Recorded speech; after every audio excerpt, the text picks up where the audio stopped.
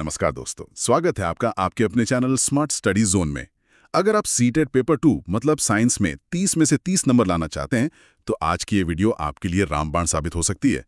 आज हम एक ही वीडियो में विज्ञान का पूरा सिलेबस शुरुआत से लेकर अंत तक पूरा खत्म करेंगे, तो आपको बार बार अलग अलग वीडियो ढूंढने की जरूरत नहीं पड़ेगी। आज की इस क्लास में हमारा सफर कुछ ऐसा रहेगा कि सबसे पहले हम साइंस पेडागोजी को समझेंगे, मतलब विज्ञान को पढ़ाना कैसे है, एनसीएफ क्या कहता है इस बारे में और मूल्यांकन कैसे करना है। इसके बाद हम एनसीईआरटी कक्षा 6, 7 और 8 का पूरा निचोड़ देखेंगे, जिसमें हम पहले बायोलॉजी, फिर केमिस्ट्री और अंत में फिजिक्स के हर एक कॉन्सेप्ट को बारीकी से समझेंगे। तो अपने नोट्स तैयार कर लीजिए, क्योंकि आज विज्ञान का डर पूरी तरह खत्म होने वाला है। चलिए सबसे पहले शुरुआत करते हैं साइंस पेडागोजी से। ठीक है, तो इस विषय को समझने के लिए सबसे पहला सवाल यही है कि विज्ञान आखिर है क्या? क्या ये सिर्फ तथ्यों का एक संग्रह है? ये एक बहुत ही महत्वपूर्ण सवाल है और सीटेट की परीक्षा में इसी समझ को आप कह सकते हैं परखा जाता है। साइंस शब्द लैटिन भाषा के शब्द साइंटिया से आया है, जिसका मतलब है जानना, लेकिन ये जानना सिर्फ जानकारी इकट्ठा करना नहीं है। अच्छा। देखिए, विज्ञान के दो पक्ष हैं। पहला है उत्पाद, मतलब प्रोडक्ट, जिसमें वैज्ञानिक नियम, सिद्धांत और तथ्य आते हैं, जैसे न्यूटन के नियम। बिल्कुल। और दूसरा और ज्यादा महत्वपूर्ण पक्ष है प्रक्रिया, मतलब प्रोसेस। ये ज्ञान प्राप्त करने का तरीका है, जैसे अवलोकन करना, प्रयोग करना, सवाल पूछना। शिक्षा शास्त्र के नजरिए से विज्ञान एक प्रक्रिया है, प्रोडक्ट नहीं।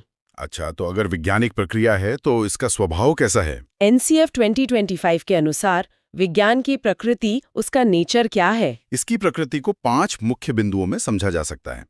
पहला, विज्ञान अस्थायी है, साइंस इज टेंटेटिव। इसका क्या मतलब हुआ? इसका मतलब है कि विज्ञान में कुछ भी अंतिम सत्य नहीं है। नए सबूत मिलने पर पुराने सिद्धांत बदल सकते हैं। अच्छा, जैसे पहले लोग मानते थे कि पृथ्वी स्थिर है, लेकिन बाद में ये खोज हुई कि वो घूमती है। बिल्कुल सही। विज्ञान एक ऐसी कहानी है जो लगातार बदलती है, सुधरती रहती है। दूसरा, विज्ञान संदेहवादी है, स्केप्टिसिज्म। ये किसी भी बात को आंख बंद करके नहीं मानता, बल्कि हर बात पर क्यों और कैसे का सवाल उठाकर सबूत मांगता है। ओके। तीसरा, ये अनुभवजन्य है, एम्पिरिकल, मतलब विज्ञान सुनी सुनाई बातों पर नहीं, बल्कि सीधे अनुभव, प्रयोग और अवलोकन पर आधारित है। और समाज से इसका क्या संबंध है? ये तो सब लैब की बातें लग रही हैं। नहीं, यहीं पर चौथा बिंदु आता है। विज्ञान एक सामाजिक उद्यम है, अ सोशल एंडेवर। वैज्ञानिक खोजें अक्सर समाज की जरूरतों से ही प्रभावित होती हैं, जैसे वैक्सीन की खोज। हाँ, सही बात है। और इन खोजों का लाभ भी तो समाज को ही मिलता है। और पांचवा और अंतिम बिंदु है कि विज्ञान अंतर्विषयी है, इंटरडिसिप्लिनरी। मतलब ये अकेला नहीं है। जी, ये गणित, भूगोल और पर्यावरण जैसे विषयों से बहुत गहराई से जुड़ा हुआ है। ठीक है, तो अब ये समझते हैं कि कक्षा 6 से 8 के बच्चों को विज्ञान पढ़ाने के पीछे एनसीएफ 2005 के अनुसार मुख्य उद्देश्य क्या होने चाहिए? देखिए, मुख्य उद्देश्य केवल जानकारी देना नहीं है, बल्कि बच्चों में कुछ खास कौशल और एक दृष्टिकोण विकसित करना है। पहला और सबसे महत्वपूर्ण उद्देश्य है वैज्ञानिक दृष्टिकोण का विकास, साइंटिफिक टेम्पर जिसे कहते हैं। मतलब बच्चों में लॉजिकल सोच विकसित करना, उन्हें अंधविश्वासों से दूर करना। बिल्कुल। और खुले विचारों वाला बनाना। यानी उन्हें सिर्फ क्या नहीं बल्कि क्यों सोचना सिखाना है। आपने एकदम सही पकड़ा। दूसरा उद्देश्य है प्रक्रिया कौशल का विकास, प्रोसेस स्किल्स। बच्चों को रकाने के बजाय अवलोकन करना, वर्गीकरण करना, मापन और भविष्यवाणी करना सिखाना है। उन्हें एक साइंटिस्ट की तरह काम करने का मौका देना। हाँ, इसके अलावा बच्चों की जिज्ञासा और रचनात्मकता को बढ़ावा देना, क्यूरियोसिटी एंड क्रिएटिविटी, और पर्यावरण के प्रति चिंता पैदा करना। और उन्हें विज्ञान का एक ऐतिहासिक परिप्रेक्ष्य भी समझाना जरूरी है, हिस्टोरिकल पर्सपेक्टिव। और इसमें नैतिकता की, मतलब एथिक्स की क्या भूमिका है? ये छठा उद्देश्य है, ईमानदारी और नैतिकता सिखाना, जैसे कि डेटा के साथ छेड़छाड़ ना करना, जो रिजल्ट आया है सच को स्वीकार करना। ये एक ऐसा टॉपिक है जिससे अक्सर सवाल पूछे जाते हैं। एनसीएफ 2005 की 6 वैधताएं, एक अच्छी विज्ञान की किताब में कौन सी 6 वैलिडिटीज होनी चाहिए? हाँ, एक अच्छे विज्ञान पाठ्यक्रम के लिए एनसीएफ 2005 ने 6 मानक तय किए हैं। पहली है संज्ञानात्मक वैधता, कॉग्निटिव वैलिडिटी। इसका मतलब है कि पाठ्यक्रम बच्चे की उम्र और उसके मानसिक स्तर के अनुसार हो। हाँ, जैसे छठी कक्षा के बच्चे को E=mc² नहीं पढ़ाना चाहिए। बिल्कुल। दूसरी है विषय वस्तु वैधता, कंटेंट वैलिडिटी। मतलब दी गई जानकारी वैज्ञानिक रूप से बिल्कुल सही हो, सरल बनाने के चक्कर में गलत कॉन्सेप्ट न दे दिया जाए। ये जरूरी है। तीसरी है प्रक्रिया वैधता, प्रोसेस वैलिडिटी। बच्चे को करके सीखने का, लर्निंग बाय डूइंग का मौका मिले, रटने की जगह प्रयोग और गतिविधियों पर जोर हो। अच्छा, मतलब ज्ञान के साथ साथ ज्ञान प्राप्त करने का तरीका भी सिखाया जाए। हाँ। चौथी है ऐतिहासिक वैधता, हिस्टोरिकल वैलिडिटी। बच्चे को ये समझाया जाए कि विज्ञान समय के साथ कैसे विकसित हुआ है। ओके। पांचवी है पर्यावरणीय वैधता, एनवायरमेंटल वैलिडिटी। विज्ञान को बच्चे के स्थानीय परिवेश से जोड़ा जाए ताकि उसे अपने आसपास की समस्याएं और उनके समाधान समझ में आएं। सही बात है। और छठी, नैतिक वैधता, एथिकल वैलिडिटी। बच्चों में ये समझ विकसित हो कि विज्ञान का उपयोग मानव कल्याण के लिए होना चाहिए, विनाश के लिए नहीं। एक आखिरी सवाल, उच्च प्राथमिक स्तर पर मतलब मिडिल स्कूल में भौतिकी, रसायन और जीव विज्ञान की अलग-अलग किताबें क्यों नहीं होती? एक ही किताब में सब कुछ क्यों होता है? इसका कारण है एकीकृत दृष्टिकोण, इंटीग्रेटेड अप्रोच। अच्छा। देखिए, 11 से 14 साल की उम्र के बच्चे दुनिया को टुकड़ों में नहीं देखते, वो उसे समग्र रूप से मतलब होलिस्टिकली देखते हैं। अच्छा। उदाहरण के लिए, जब एक बच्चा भोजन के बारे में सोचता है तो वो ये नहीं सोचता कि इसमें केमिस्ट्री क्या है और बायोलॉजी क्या है। वो उसे एक पूरी चीज के रूप में देखता है। बिल्कुल। इसीलिए इस स्तर पर विज्ञान को एक इंटीग्रेटेड रूप में पढ़ाया जाता है ताकि वो बच्चों के प्राकृतिक सोचने के तरीके से मेल खाएं। तो आज की इस चर्चा में हमने विज्ञान की प्रकृति, उसे पढ़ाने के उद्देश्यों और NCF 2005 के जरूरी मानकों को समझा।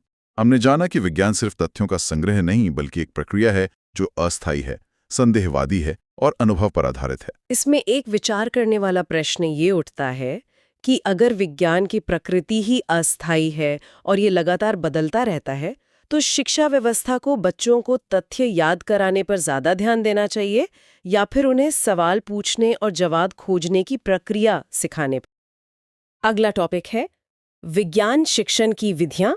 और हमारे सोर्सेस को देखें तो एक बात बिल्कुल साफ है। क्या?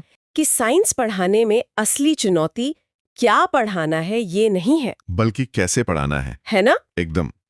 नेशनल करिकुलम फ्रेमवर्क 2005 भी इसी पर जोर देता है। मकसद सिर्फ फॉर्मूले रटाना नहीं बल्कि बच्चों में एक, जिसे कहते हैं वैज्ञानिक सोच पैदा करना है। सही बात है, और ये सिर्फ सही टीचिंग मेथड से ही हो सकता है। तो चलिए आज इसी पर गहराई से बात करते हैं। बिल्कुल। और इन विधियों को समझने के लिए हम इन्हें दो बड़ी श्रेणियों में बांट सकते हैं। ओके। पहली है शिक्षक केंद्रित या टीचर सेंटर्ड। इसमें शिक्षक ही सक्रिय होता है और छात्र बस सुनते हैं। अच्छा, जैसे क्लासिकल लेक्चर होता है। हाँ, इसे कुछ लोग बैंकिंग मॉडल भी कहते हैं। मानो ज्ञान को छात्र के दिमाग में बस जमा किया जा रहा है। और दूसरी श्रेणी? दूसरी और जो ज्यादा महत्वपूर्ण है वो है बाल केंद्रित या चाइल्ड सेंटर्ड। या पूरा खेल पलट जाता है। छात्र एक एक्टिव लर्नर होता है और टीचर वो सिर्फ एक मार्गदर्शक है, एक फैसिलिटेटर। ये कंस्ट्रक्टिविज्म के सिद्धांत पर आधारित है। NCF 2005 भी इसी की सिफारिश करता है। ठीक है, तो चलिए इन विधियों को एक एक करके समझते हैं। सबसे पहले वो विधि जो हम सबने अपने स्कूल में देखी है, लेक्चर कम डेमोन्स्ट्रेशन। हाँ। टीचर थ्योरी समझा रहे हैं और साथ में अपनी मेज पर एक छोटा सा प्रयोग करके दिखा रहे हैं। बिल्कुल। ये भारतीय स्कूलों में बहुत ही लोकप्रिय है, खासकर जहां संसाधनों की कमी है। अच्छा, इसके फायदे क्या हैं? देखिए, सबसे पहला तो ये आर्थिक रूप से सस्ती है। एक ही उपकरण से पूरी क्लास सीख लेती है। सही बात है। फिर इसमें समय बचता है, सिलेबस जल्दी पूरा होता है और एक बहुत जरूरी बात, सुरक्षा। सुरक्षा कैसे? जो प्रयोग थोड़े खतरनाक हो सकते हैं, मान लीजिए किसी रसायन से जुड़े, उन्हें शिक्षक खुद करता है, तो छात्रों के लिए कोई खतरा नहीं रहता। ये तो है। और छात्र थ्योरी और प्रैक्टिकल को एक साथ जुड़ता हुआ देखते हैं। लेकिन इसकी कुछ नुकसान भी तो है। मतलब छात्र तो खुद कुछ कर ही नहीं पा रहा। यही इसका सबसे बड़ा दोष है। वो जो लर्निंग बाय डूइंग का सिद्धांत है वो तो हुआ ही नहीं। छात्र सिर्फ एक दर्शक बनकर रह गया। एकदम। और ये व्यक्तिगत भिन्नताओं का भी ध्यान नहीं रखती। मतलब सबको एक ही गति से सीखना होता है। और वो एक क्लासिक समस्या कि पीछे वाली बेंच को तो कुछ दिखाई नहीं दे रहा। हाँ। वो तो है ही। तो चलिए अब अगली विधि पर आते हैं जिसका नाम बहुत दिलचस्प है, ह्यूरिस्टिक विधि। ह्यूरिस्टिक। इसके जनक H.E. आर्मस्ट्रॉन्ग थे। ये ग्रीक शब्द ह्यूरिस्को से आया है जिसका मतलब है मैं खोजता हूँ। बिल्कुल, आई डिस्कवर। तो यहाँ छात्र को एक खोजकर्ता, एक तरह का डिस्कवरर देखा जाता है। हाँ, उसे जानकारी परोसी नहीं जाती, बल्कि उसे खुद पता लगाने के लिए प्रोत्साहित किया जाता है। तो इसमें शिक्षक की भूमिका क्या होती है? बहुत बदल जाती होगी। बहुत ज्यादा। वो सिर्फ एक समस्या सामने रखता है और जरूरत पड़ने पर बस हल्के फुल्के इशारे करता है, लेकिन जवाब कभी नहीं बताता। अच्छा। इससे छात्रों में वो वैज्ञानिक दृष्टिकोण, तर्क और जिज्ञासा विकसित होती है। वो आत्मनिर्भर बनते हैं। और इसका एक और बड़ा फायदा होगा कि जो ज्ञान खुद खोजा है वो ज्यादा समय तक याद रहता होगा। सही पकड़ा आपने। खुद खोजा गया ज्ञान स्थायी होता है, जीवन भर याद रहता है। पर इसमें समय तो बहुत ज्यादा लगता होगा। हाँ, यही इसका मुख्य दोष है। ये प्रक्रिया बहुत धीमी है। इससे सिलेबस पूरा करना लगभग नामुमकिन हो जाता है। और शायद छोटी क्लास के बच्चों के लिए मुश्किल भी है ये। बिल्कुल, उनके लिए काफी कठिन है। ठीक है, अब उस जोड़ी पर आते हैं जो साइंस और गणित की पढ़ाई के लिए सबसे जरूरी मानी जाती है, आगमन और निगमन विधि। Inductive and deductive method. हाँ, ये बहुत महत्वपूर्ण है। तो पहले आगमन विधि को समझते हैं। देखिए, आगमन यानी इंडक्टिव विधि, इसकी दिशा है उदाहरण से नियम की ओर। उदाहरण से नियम। हाँ, शिक्षक पहले कई अलग अलग उदाहरण देते हैं और छात्र उन उदाहरणों में एक पैटर्न देखकर खुद एक सामान्य नियम या फॉर्मूला बनाते हैं। अच्छा, कोई उदाहरण दे सकते हैं? जरूर। मान लीजिए टीचर लोहे को गर्म करके दिखाता है, वो फैलता है। फिर तांबे को गर्म करता है, वो भी फैलता है। ऐसे 3-4 उदाहरणों के बाद बच्चे खुद ही नियम बना लेंगे कि गर्मी से धातुएं फैलती हैं। समझ गए, ये ज्ञात से अज्ञात की ओर है। बिल्कुल, ज्ञात से अज्ञात की ओर और मूर्त से अमूर्त की ओर। कॉन्सेप्ट को समझने के लिए ये विज्ञान सिखाने की सर्वश्रेष्ठ विधि मानी जाती है। और निगमन विधि, डिडक्टिव मेथड, वो ठीक इसकी उल्टी हुई। एकदम उल्टी। निगमन विधि नियम से उदाहरण की ओर चलती है। मतलब टीचर पहले फॉर्मूला बता देगा। हाँ, पहले नियम या फॉर्मूला बता दिया जाता है और फिर छात्र उस पर आधारित सवाल हल करते हैं। तो ये तो रटने जैसा हो गया। कुछ हद तक हाँ, ये रटने को बढ़ावा देती है, लेकिन उच्च कक्षाओं में रिवीजन और अभ्यास के लिए ये काफी प्रभावी है। ठीक है, अब अगली विधि है प्रोजेक्ट मेथड। इसके जनक W.H. किलपैट्रिक थे। हाँ, जो जॉन डीवी के शिष्य थे। इसकी परिभाषा ही सब कुछ कह देती है। प्रोजेक्ट एक उद्देश्यपूर्ण कार्य है जिसे पूरी लगन के साथ सामाजिक वातावरण में किया जाए। बिल्कुल। इस विधि के कुछ तय चरण हैं जिन्हें क्रम में याद रखना बहुत जरूरी है। ओके, तो पहला क्या है? सबसे पहले परिस्थिति प्रदान करना, प्रोवाइडिंग अ सिचुएशन। सीधा टॉपिक नहीं देना मतलब? नहीं। दूसरा चरण है प्रोजेक्ट का चयन और उद्देश्य तय करना। फिर तीसरा है योजना बनाना, मतलब प्लानिंग। और उसके बाद तो काम शुरू। हाँ, चौथा चरण है योजना का क्रियान्वयन, यानी एग्जीक्यूटिंग। काम पूरा होने पर पांचवा चरण है मूल्यांकन, मतलब ये देखना कि काम कैसा हुआ। सही। और अंत में छठा चरण है रिकॉर्डिंग, यानी एक फाइल तैयार करना। इस विधि का सबसे खास गुण क्या लगता है आपको? इसका सबसे खास गुण है सामाजिक गुणों का विकास, सोशल स्किल्स। टीम वर्क, सहयोग। हाँ, सहयोग, टीम वर्क और नेतृत्व क्षमता, ये सब बच्चे एक साथ काम करते हुए सीखते हैं। ठीक है, अब दो और महत्वपूर्ण विधियों पर बात करते हैं, समस्या समाधान और प्रयोगशाला विधि। Problem solving and laboratory method. तो समस्या समाधान विधि छात्रों को एक वैज्ञानिक की तरह सोचना सिखाती है ना? हाँ, ये एक मानसिक द्वंद्व से शुरू होती है, एक मेंटल कॉन्फ्लिक्ट से। और इसके चरण वैज्ञानिक विधि के ही चरण हैं। जैसे कि? पहला, समस्या की पहचान करना। दूसरा, संभावित उत्तर यानी परिकल्पना, हाइपोथेसिस बनाना। फिर उस हाइपोथेसिस को टेस्ट करना। बिल्कुल। तीसरा चरण है आंकड़ों को इकट्ठा करना। चौथा, आंकड़ों का विश्लेषण करना। पांचवा, निष्कर्ष निकालना। और अंत में एक नियम यानी सामान्यीकरण, जनरलाइजेशन। बहुत बढ़िया। और प्रयोगशाला विधि तो सीधी और सरल है, करके सीखना। लर्निंग बाय डूइंग का सबसे अच्छा उदाहरण। छात्र खुद लैब में जाते हैं, उपकरणों को हाथ लगाते हैं और प्रयोग करते हैं। यह विधि इंद्रियों पर आधारित है, सेंस बेस्ड है। इसमें हाथ, आंख और दिमाग तीनों एक साथ सक्रिय रहते हैं, जिससे सीखना बहुत प्रभावी होता है। बिल्कुल।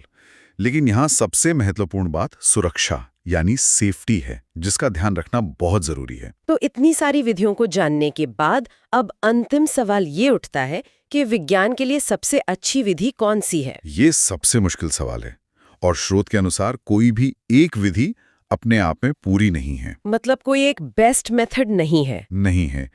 एक अच्छे शिक्षक को एक मिश्रित दृष्टिकोण, एक एक्लेक्टिक अप्रोच अपनाना चाहिए। यानी जरूरत के हिसाब से अलग-अलग विधियों का इस्तेमाल करना चाहिए। एकदम। लेकिन अगर परीक्षा के नजरिए से एक जवाब देना ही हो, तो विज्ञान के लिए सबसे उपयुक्त दृष्टिकोण है एकीकृत और बाल केंद्रित दृष्टिकोण। Integrated and child centred approach. हाँ, एक ऐसा तरीका जिसमें बच्चा सक्रिय रूप से शामिल हो और खुद अपने ज्ञान का निर्माण करे। बहुत खूब। तो चलिए अपने श्रोताओं के सोचने के लिए यहाँ एक विचार छोड़ते हैं। जरूर। आज के टेक्नोलॉजी के युग में क्या आर्टिफिशियल इंटेलिजेंस यानी एआई और वर्चुअल सिमुलेशन इन पारंपरिक शिक्षण विधियों की सीमाओं को दूर करने का एक नया रास्ता खोल सकते हैं? खासकर प्रयोगशाला और प्रदर्शन विधि की कमियों को, जहां असल लैब नहीं है, क्या वहां एक वर्चुअल लैब वही अनुभव दे सकती है? बिल्कुल, इस पर सोचिएगा जरूर। तो अगला टॉपिक है सहायक सामग्री और मूल्यांकन, यानी टीचिंग, लर्निंग मटेरियल और इवैल्यूएशन। एक साइंस टीचर के लिए शायद यही दो सबसे बड़े सवाल हैं। पहला कि पढ़ाना किन साधनों से है, और दूसरा ये कि ये कैसे पता करें कि जो पढ़ाया वो बच्चे तक पहुंचा भी या नहीं। बिल्कुल। और विज्ञान जैसे विषय में ये सवाल और भी गहरा हो जाता है। कैसे? देखिए, साइंस में बहुत से कॉन्सेप्ट्स अमूर्त होते हैं, एब्स्ट्रैक्ट होते हैं। जैसे गुरुत्वाकर्षण, परमाणु या बिजली का करंट। आप इन्हें सीधे सीधे दिखा नहीं सकते। एग्जैक्टली। तो इन अमूर्त विचारों को समझाने के लिए हमें ठोस यानी कॉन्क्रीट चीजों की जरूरत पड़ती है, और यहीं पर सहायक सामग्री यानी टीएलएम का रोल शुरू होता है। तो चलिए इसी टीएलएम से शुरू करते हैं। जब हम सहायक सामग्री की बात करते हैं तो सबसे पहले तो टेक्स्ट बुक ही दिमाग में आती है। सबसे आम टूल है। हाँ बिल्कुल। सोर्स में एनसीएफ 2005 का जिक्र है। उसके हिसाब से एक अच्छी साइंस की किताब को कैसा होना चाहिए? एनसीएफ 2005 ने टेक्स्ट बुक्स को लेकर हमारी सोच को बदलने की कोशिश की। जैसे कि? उसने कुछ बहुत जरूरी बातें कहीं। जैसे? पहली और सबसे बड़ी बात, पाठ्य पुस्तक सीखने का एकमात्र साधन नहीं है। अच्छा। वो कई साधनों में से बस एक है। उसे ज्ञान का अंतिम स्रोत मतलब a source of all knowledge मानने की भूल नहीं करनी चाहिए। ये तो सोच में बहुत बड़ा बदलाव है। और किताब की भाषा और कंटेंट के बारे में क्या कहा गया? दूसरी बात भाषा को लेकर है। एनसीएफ कहता है कि भाषा बच्चों की रोजमर्रा की बोलचाल वाली हो, भारी भरकम तकनीकी शब्दों से भरी हुई ना हो। हाँ, मकसद बच्चे को डराना नहीं बल्कि विषय से जोड़ना है। और तीसरी बात इसी से जुड़ी है, किताब को रटने पर नहीं समझने पर जोर देना चाहिए। लेकिन एक सवाल है, विज्ञान जैसे विषय में सटीक परिभाषाएं और तकनीकी शब्द तो जरूरी होते हैं, तो अगर हम उनसे बचेंगे तो क्या हम विषय को जरूरत से ज्यादा सरल नहीं कर देंगे? बहुत अच्छा सवाल है। एनसीएफ का मतलब ये नहीं है कि तकनीकी शब्द सिखाए ही न जाएं। तो फिर? मतलब ये है कि उन्हें सीधे रटाने की बजाय गतिविधियों और उदाहरणों के जरिए समझाया जाए। किताब को एक्टिविटी आधारित होना चाहिए, जिसमें करके देखो या आओ पता करें जैसे सेक्शंस हो। और एक बहुत ही दिलचस्प सुझाव ये भी है कि किताब में जानबूझकर कुछ खाली जगह छोड़ देनी चाहिए। खाली जगह? वो क्यों? ताकि बच्चा खुद जानकारी खोजकर उसे भरे। इससे वो सिर्फ एक पैसिव रीडर नहीं बल्कि एक एक्टिव लर्नर बनता है। ये खाली जगह छोड़ने वाला आइडिया वाकई कमाल का है। अच्छा, इसी से जुड़ा एक और टर्म सोर्स में है, आशु रचित उपकरण या इम्प्रोवाइज्ड अपैरेटस। हाँ, ये सुनने में एकदम देसी कबाड़ से जुगाड़ जैसा लगता है। और ये है भी वही। ये वो उपकरण है जिन्हें टीचर और छात्र मिलकर बेकार, फेंकी हुई या बहुत सस्ती चीजों से बनाते हैं। कोई उदाहरण? जैसे प्लास्टिक की बोतल से फेफड़ों का मॉडल बनाना या पुराने गत्ते के डिब्बे से पिनहोल कैमरा तैयार करना। इनकी सबसे बड़ी ताकत है इनकी शून्य लागत या बहुत कम लागत। ये सुनने में बहुत अच्छा लगता है, खासकर उन स्कूलों के लिए जहां संसाधनों की कमी है। पर एक जायज चिंता ये भी है कि क्या बच्चे इसे सिर्फ एक क्राफ्ट एक्टिविटी की तरह नहीं देखते? ये एक जायज चिंता है और यहीं पर टीचर का रोल आता है। टीचर को ये सुनिश्चित करना होता है कि हर जुगाड़ के पीछे का वैज्ञानिक सिद्धांत बच्चों को साफ साफ समझ आए। अगर ये सही तरीके से किया जाए तो इसके फायदे जबरदस्त है। एक तो बच्चों में सृजनात्मकता बढ़ती है, प्रॉब्लम सॉल्विंग स्किल भी। बिल्कुल। दूसरा, ये मिथ टूटता है कि विज्ञान सिर्फ महंगी लैब्स में ही सीखा जा सकता है। सही बात है। और तीसरा, जब बच्चा खुद कोई उपकरण बनाता है तो वो उसके पीछे के कॉन्सेप्ट को कभी नहीं भूलता। इस जुगाड़ के अलावा और कौन से व्यवस्थित टीएलएम हैं जिनका जिक्र है? 2 और प्रमुख हैं। एक है साइंस किट। ये एनसीईआरटी तैयार करता है ना? हाँ, ये एक छोटा सा बॉक्स होता है, एक तरह की चलती फिरती मिनी लैब, जिसमें प्रयोग के लिए जरूरी सामान जैसे परखनली, लेंस, चुंबक ये सब होता है। ये उन स्कूलों के लिए बहुत अच्छा होगा जहां पूरी लैब का बजट नहीं है। बिल्कुल। और दूसरा है श्रव्य दृश्य सामग्री यानी ऑडियो विजुअल एड्स। इसमें तो चार्ट, मॉडल से लेकर कंप्यूटर, डॉक्यूमेंट्रीज तक सब आ जाता होगा। हाँ, सब कुछ। इनका मनोवैज्ञानिक फायदा ये है कि ये हमारी एक से ज्यादा इंद्रियों को शामिल करते हैं। हम जो सिर्फ पढ़ते हैं उसका बहुत कम याद रहता है, लेकिन जो देखते और करते हैं वो ज्यादा समय तक याद रहता है। ठीक है, तो हमारे पास ये सारे बेहतरीन साधन हैं, पर सबसे बड़ा सवाल तो वही है, क्या इनसे कुछ फर्क पड़ भी रहा है? बच्चा क्लास के बाद कुछ सीख भी रहा है या नहीं? और यहीं पर मूल्यांकन का पूरा कॉन्सेप्ट आता है। बिल्कुल। और मूल्यांकन को लेकर बहुत कंफ्यूजन है। सोर्स में 3 मिलते जुलते शब्द हैं, मापन, आकलन और मूल्यांकन। हाँ, ये हमेशा कंफ्यूज करते हैं। मैं भी आकलन और मूल्यांकन को अक्सर एक ही समझ लेता था। इनमें बहुत बारीक फर्क है। देखिए, मापन यानी मेजरमेंट सबसे सीमित है। इसका मतलब है सिर्फ अंक देना। जैसे राहुल के 50 में से 40 नंबर आए, बस इतना ही। हाँ, ये पूरी तरह मात्रात्मक यानी क्वांटिटेटिव है। ये बस बताता है कितना, ये नहीं बताता क्यों या कैसे। ठीक है, तो मापन मतलब सिर्फ नंबर्स। फिर आकलन यानी असेसमेंट क्या है? आकलन इससे एक कदम आगे है। ये एक प्रक्रिया है जिसमें टीचर बच्चे की प्रगति से जुड़ा डेटा इकट्ठा करती है। और ये डेटा सिर्फ टेस्ट के नंबर नहीं होते होंगे? नहीं, इसमें क्लास में उसका सवाल पूछना, ग्रुप में काम करना, उसका होमवर्क, ये सब आकलन का हिस्सा है। सबसे जरूरी बात, आकलन का मकसद सुधार करना है, जजमेंट देना नहीं। तो आकलन एक तरह से ऑनगोइंग प्रोसेस है। बिल्कुल। जैसे डॉक्टर मरीज की नब्ज चेक करता रहता है। बिल्कुल। और मूल्यांकन फाइनल रिपोर्ट है जिसमें लिखा है कि मरीज स्वस्थ है या नहीं। आपने बिल्कुल सही एनालॉजी दी है। मूल्यांकन यानी इवैल्यूएशन इन दोनों से बड़ा और अंतिम चरण है।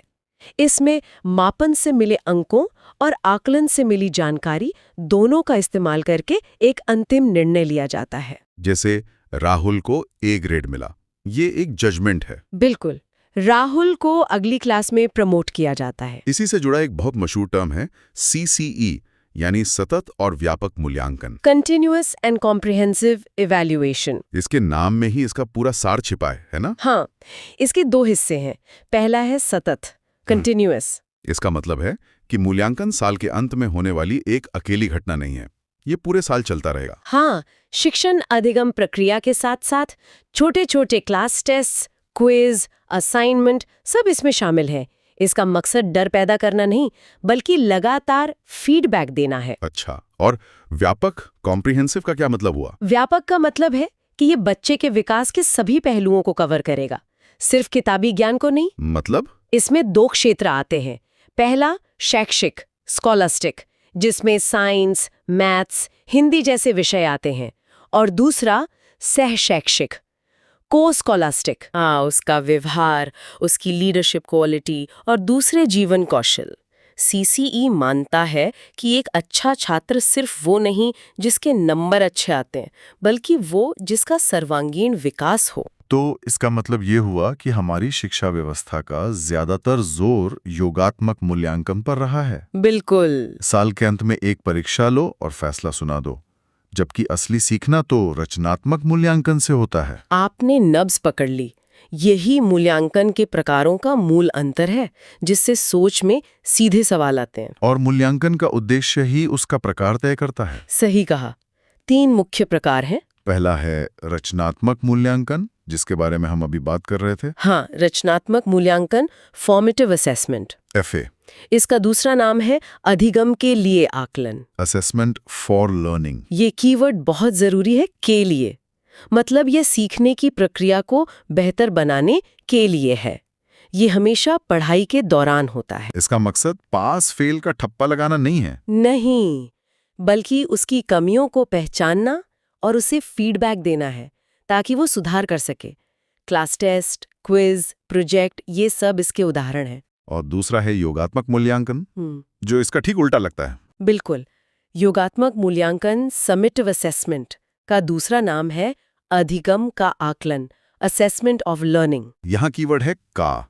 ये बताता है कि कितना सीखा जा चुका है। हाँ, ये सत्र के अंत में होता है, जैसे छमाही या सालाना परीक्षा।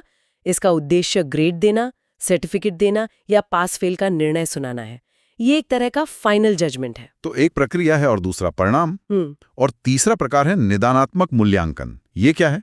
निदानात्मक मूल्यांकन डायग्नोस्टिक इवैल्यूएशन का उद्देश्य बहुत ही विशिष्ट है, समस्या के कारण का पता लगाना। जैसे डॉक्टर बीमारी का निदान यानी डायग्नोसिस करता है। बिल्कुल बिल्कुल। वैसे ही टीचर ये पता लगाती है कि अगर कोई बच्चा किसी टॉपिक में कमजोर है तो उसका असल कारण क्या है।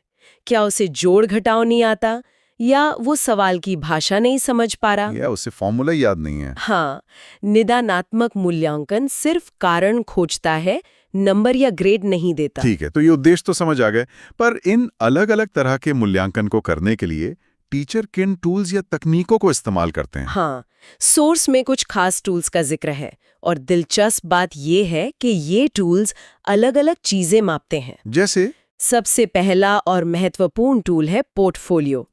ये एक फाइल या फोल्डर की तरह है जिसमें टीचर बच्चे के पूरे साल के कामों का एक कलेक्शन रखती है। इसमें सिर्फ टेस्ट पेपर्स नहीं होते होंगे? नहीं, इसमें उसकी बनाई कोई ड्राइंग, कोई प्रोजेक्ट रिपोर्ट या कोई भी ऐसा काम जिससे उसकी काबिलियत दिखे, वो सब इकट्ठा किया जाता है। सुनने में तो पोर्टफोलियो एक बेहतरीन आइडिया लगता है, लेकिन क्या ये भारत जैसे देश में प्रैक्टिकल है जहां एक क्लास में 50-60 बच्चे होते हैं? ये इसकी सबसे बड़ी व्यावहारिक चुनौती है। ये बहुत समय और मेहनत की मांग करता है, लेकिन इसका फायदा ये है कि ये बच्चे की क्रमिक प्रगति यानी प्रोग्रेस ओवर टाइम को दिखाता है। आप देख सकते हैं कि साल की शुरुआत में बच्चा कहाँ था और सत्र के अंत तक उसने कितनी तरक्की की है। ये एक सिंगल परीक्षा की तरह एक स्नैपशॉट नहीं, बल्कि पूरी फिल्म दिखाता है। ये आइडिया बहुत पावरफुल है ना? अगला टूल है दृष्टांत अभिलेख यानी एनेक्डोटल रिकॉर्ड। ये क्या है? ये बच्चे के व्यवहार की एक झलक देता है। इसमें टीचर बच्चे के जीवन की किसी विशिष्ट घटना को अपनी डायरी में नोट करती है। कोई उदाहरण? जैसे आज राहुल ने अपना खाना एक जरूरतमंद बच्चे के साथ शेयर किया। अच्छा। या प्रयोग के दौरान बीकर टूटने पर प्रिया घबराई नहीं, बल्कि उसने सावधानी से कांच को समेटा। ये छोटी सी घटना बच्चे के व्यवहार के बारे में बहुत कुछ बता जाती है। लेकिन इसमें टीचर के व्यक्तिगत बायस या पक्षपात का भी तो खतरा हो सकता है। बिल्कुल, ये एक वास्तविक जोखिम है। इसीलिए कहा जाता है कि दृष्टांत अभिलेख वस्तुनिष्ठ यानी ऑब्जेक्टिव होने चाहिए। अगला टूल है रूब्रिक्स, जो इसी पक्षपात को कम करने में मदद करता है। रूब्रिक्स क्या है? ये शब्द मैंने कई बार सुना है। रूब्रिक्स एक स्कोरिंग गाइड है। इसमें किसी भी काम को जांचने के पैमाने और उनके नंबर पहले से ही बहुत स्पष्ट रूप से लिखे होते हैं। मतलब पारदर्शिता के लिए? हाँ, जैसे अगर बच्चों को एक साइंस प्रोजेक्ट दिया है तो रूब्रिक में लिखा होगा मॉडल की सफाई के 2 नंबर, वैज्ञानिक सिद्धांत की सटीकता के 3 नंबर और प्रेजेंटेशन के 2 नंबर। इससे मार्किंग में पक्षपात की गुंजाइश कम होती है। और बच्चे को भी पहले से पता होता है कि उससे क्या उम्मीद की जा रही है। बिल्कुल। इसके अलावा विज्ञान के लिए खास तौर पर अवलोकन और प्रश्नोत्तरी का भी जिक्र है। हाँ, अवलोकन ऑब्जर्वेशन तो विज्ञान की आत्मा है। इसमें टीचर बच्ची को लैब में प्रयोग करते हुए देखती है, क्या वो निर्देशों का पालन कर रहा है, सावधानियां बरत रहा है या नहीं। और प्रश्नोत्तरी, इंटरव्यू, ओरल टेस्ट बच्चे की सोचने की प्रक्रिया को जानने के लिए बेहतरीन है। कई बार बच्चा लिखकर अपनी बात नहीं कह पाता, पर बोलकर बहुत अच्छे से समझा देता है। इस पूरी चर्चा का आखिरी हिस्सा है ब्लूम का वर्गीकरण या ब्लूम्स टैक्सोनॉमी। ये विज्ञान के मूल्यांकन से सीधे तौर पर कैसे जुड़ा है? अगर हम इसे पूरी तस्वीर से जोड़ें तो बेंजामिन ब्लूम ने सीखने के 3 क्षेत्र या डोमेन बताए। एक अच्छा विज्ञान शिक्षण और मूल्यांकन वो है जो इन तीनों क्षेत्रों का विकास करे। ये 3 क्षेत्र कौन-कौन से हैं? पहला है ज्ञानात्मक कॉग्निटिव डोमेन, जिसे हम दिमाग का डोमेन कह सकते हैं। इसमें सोचना, याद करना, समझना, ये सारी मानसिक क्रियाएं आती हैं। हमारी ज्यादातर परीक्षाएं इसी डोमेन को जांचती हैं। बिल्कुल। दूसरा है भावात्मक डोमेन, जो दिल से जुड़ा है। इसमें बच्चे की भावनाएं, उसकी रुचि, विज्ञान के प्रति उसका नजरिया, ये सब आता होगा। हाँ, क्या बच्चा पर्यावरण की परवाह करता है? क्या वो वैज्ञानिक खोजों को लेकर उत्साहित है? ये सब भावात्मक पक्ष है। और तीसरा डोमेन है मनोगत्यात्मक, जिसे हम हाथ का काम कह सकते हैं। इसमें शरीर का इस्तेमाल करना आता है, जैसे लैब में उपकरण सही से पकड़ना, चित्र बनाना या मॉडल तैयार करना। तो इसका मतलब ये हुआ कि एक अच्छा साइंस स्टूडेंट वो है जो सिर्फ थ्योरी रटता नहीं बल्कि तीनों स्तरों पर विकसित होता है। वो थ्योरी समझे, ज्ञानात्मक, बिल्कुल, विज्ञान और प्रकृति से जुड़ाव महसूस करे, भावात्मक, और अपने हाथों से प्रयोग करने में कुशल हो, मनोगत्यात्मक। और हमारे मूल्यांकन के टूल्स को भी इन तीनों चीजों को मापना चाहिए। बिल्कुल सही। एक अच्छा मूल्यांकन सिर्फ ये नहीं जांचता कि बच्चे को क्या पता है, बल्कि ये भी जांचता है कि वो क्या महसूस करता है और क्या कर सकता है। तो इस पूरी गहरी चर्चा से कुछ मुख्य बातें निकल कर आती हैं। पहली, पाठ्यपुस्तक एकमात्र साधन नहीं है। दूसरी, मूल्यांकन का असली मकसद डराना नहीं बल्कि सुधारना है।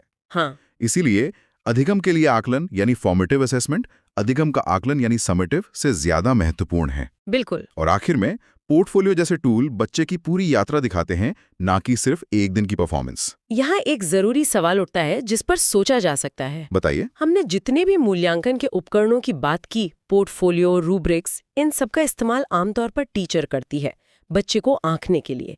लेकिन क्या हम इन उपकरणों को खुद बच्चों के हाथ में नहीं दे सकते ताकि वो अपनी लर्निंग को खुद आंक सकें? मतलब सेल्फ असेसमेंट और पीयर असेसमेंट। हाँ, इस पूरे फ्रेमवर्क में सेल्फ असेसमेंट यानी स्व आकलन कहाँ फिट होता है? शायद असली सशक्तिकरण तब होगा जब बच्चा अपने सीखने का मूल्यांकन खुद करना सीख जाए। अगला टॉपिक है विज्ञान शिक्षण की समस्याएं और उपचारात्मक शिक्षण। स्कूल में साइंस की क्लास याद है?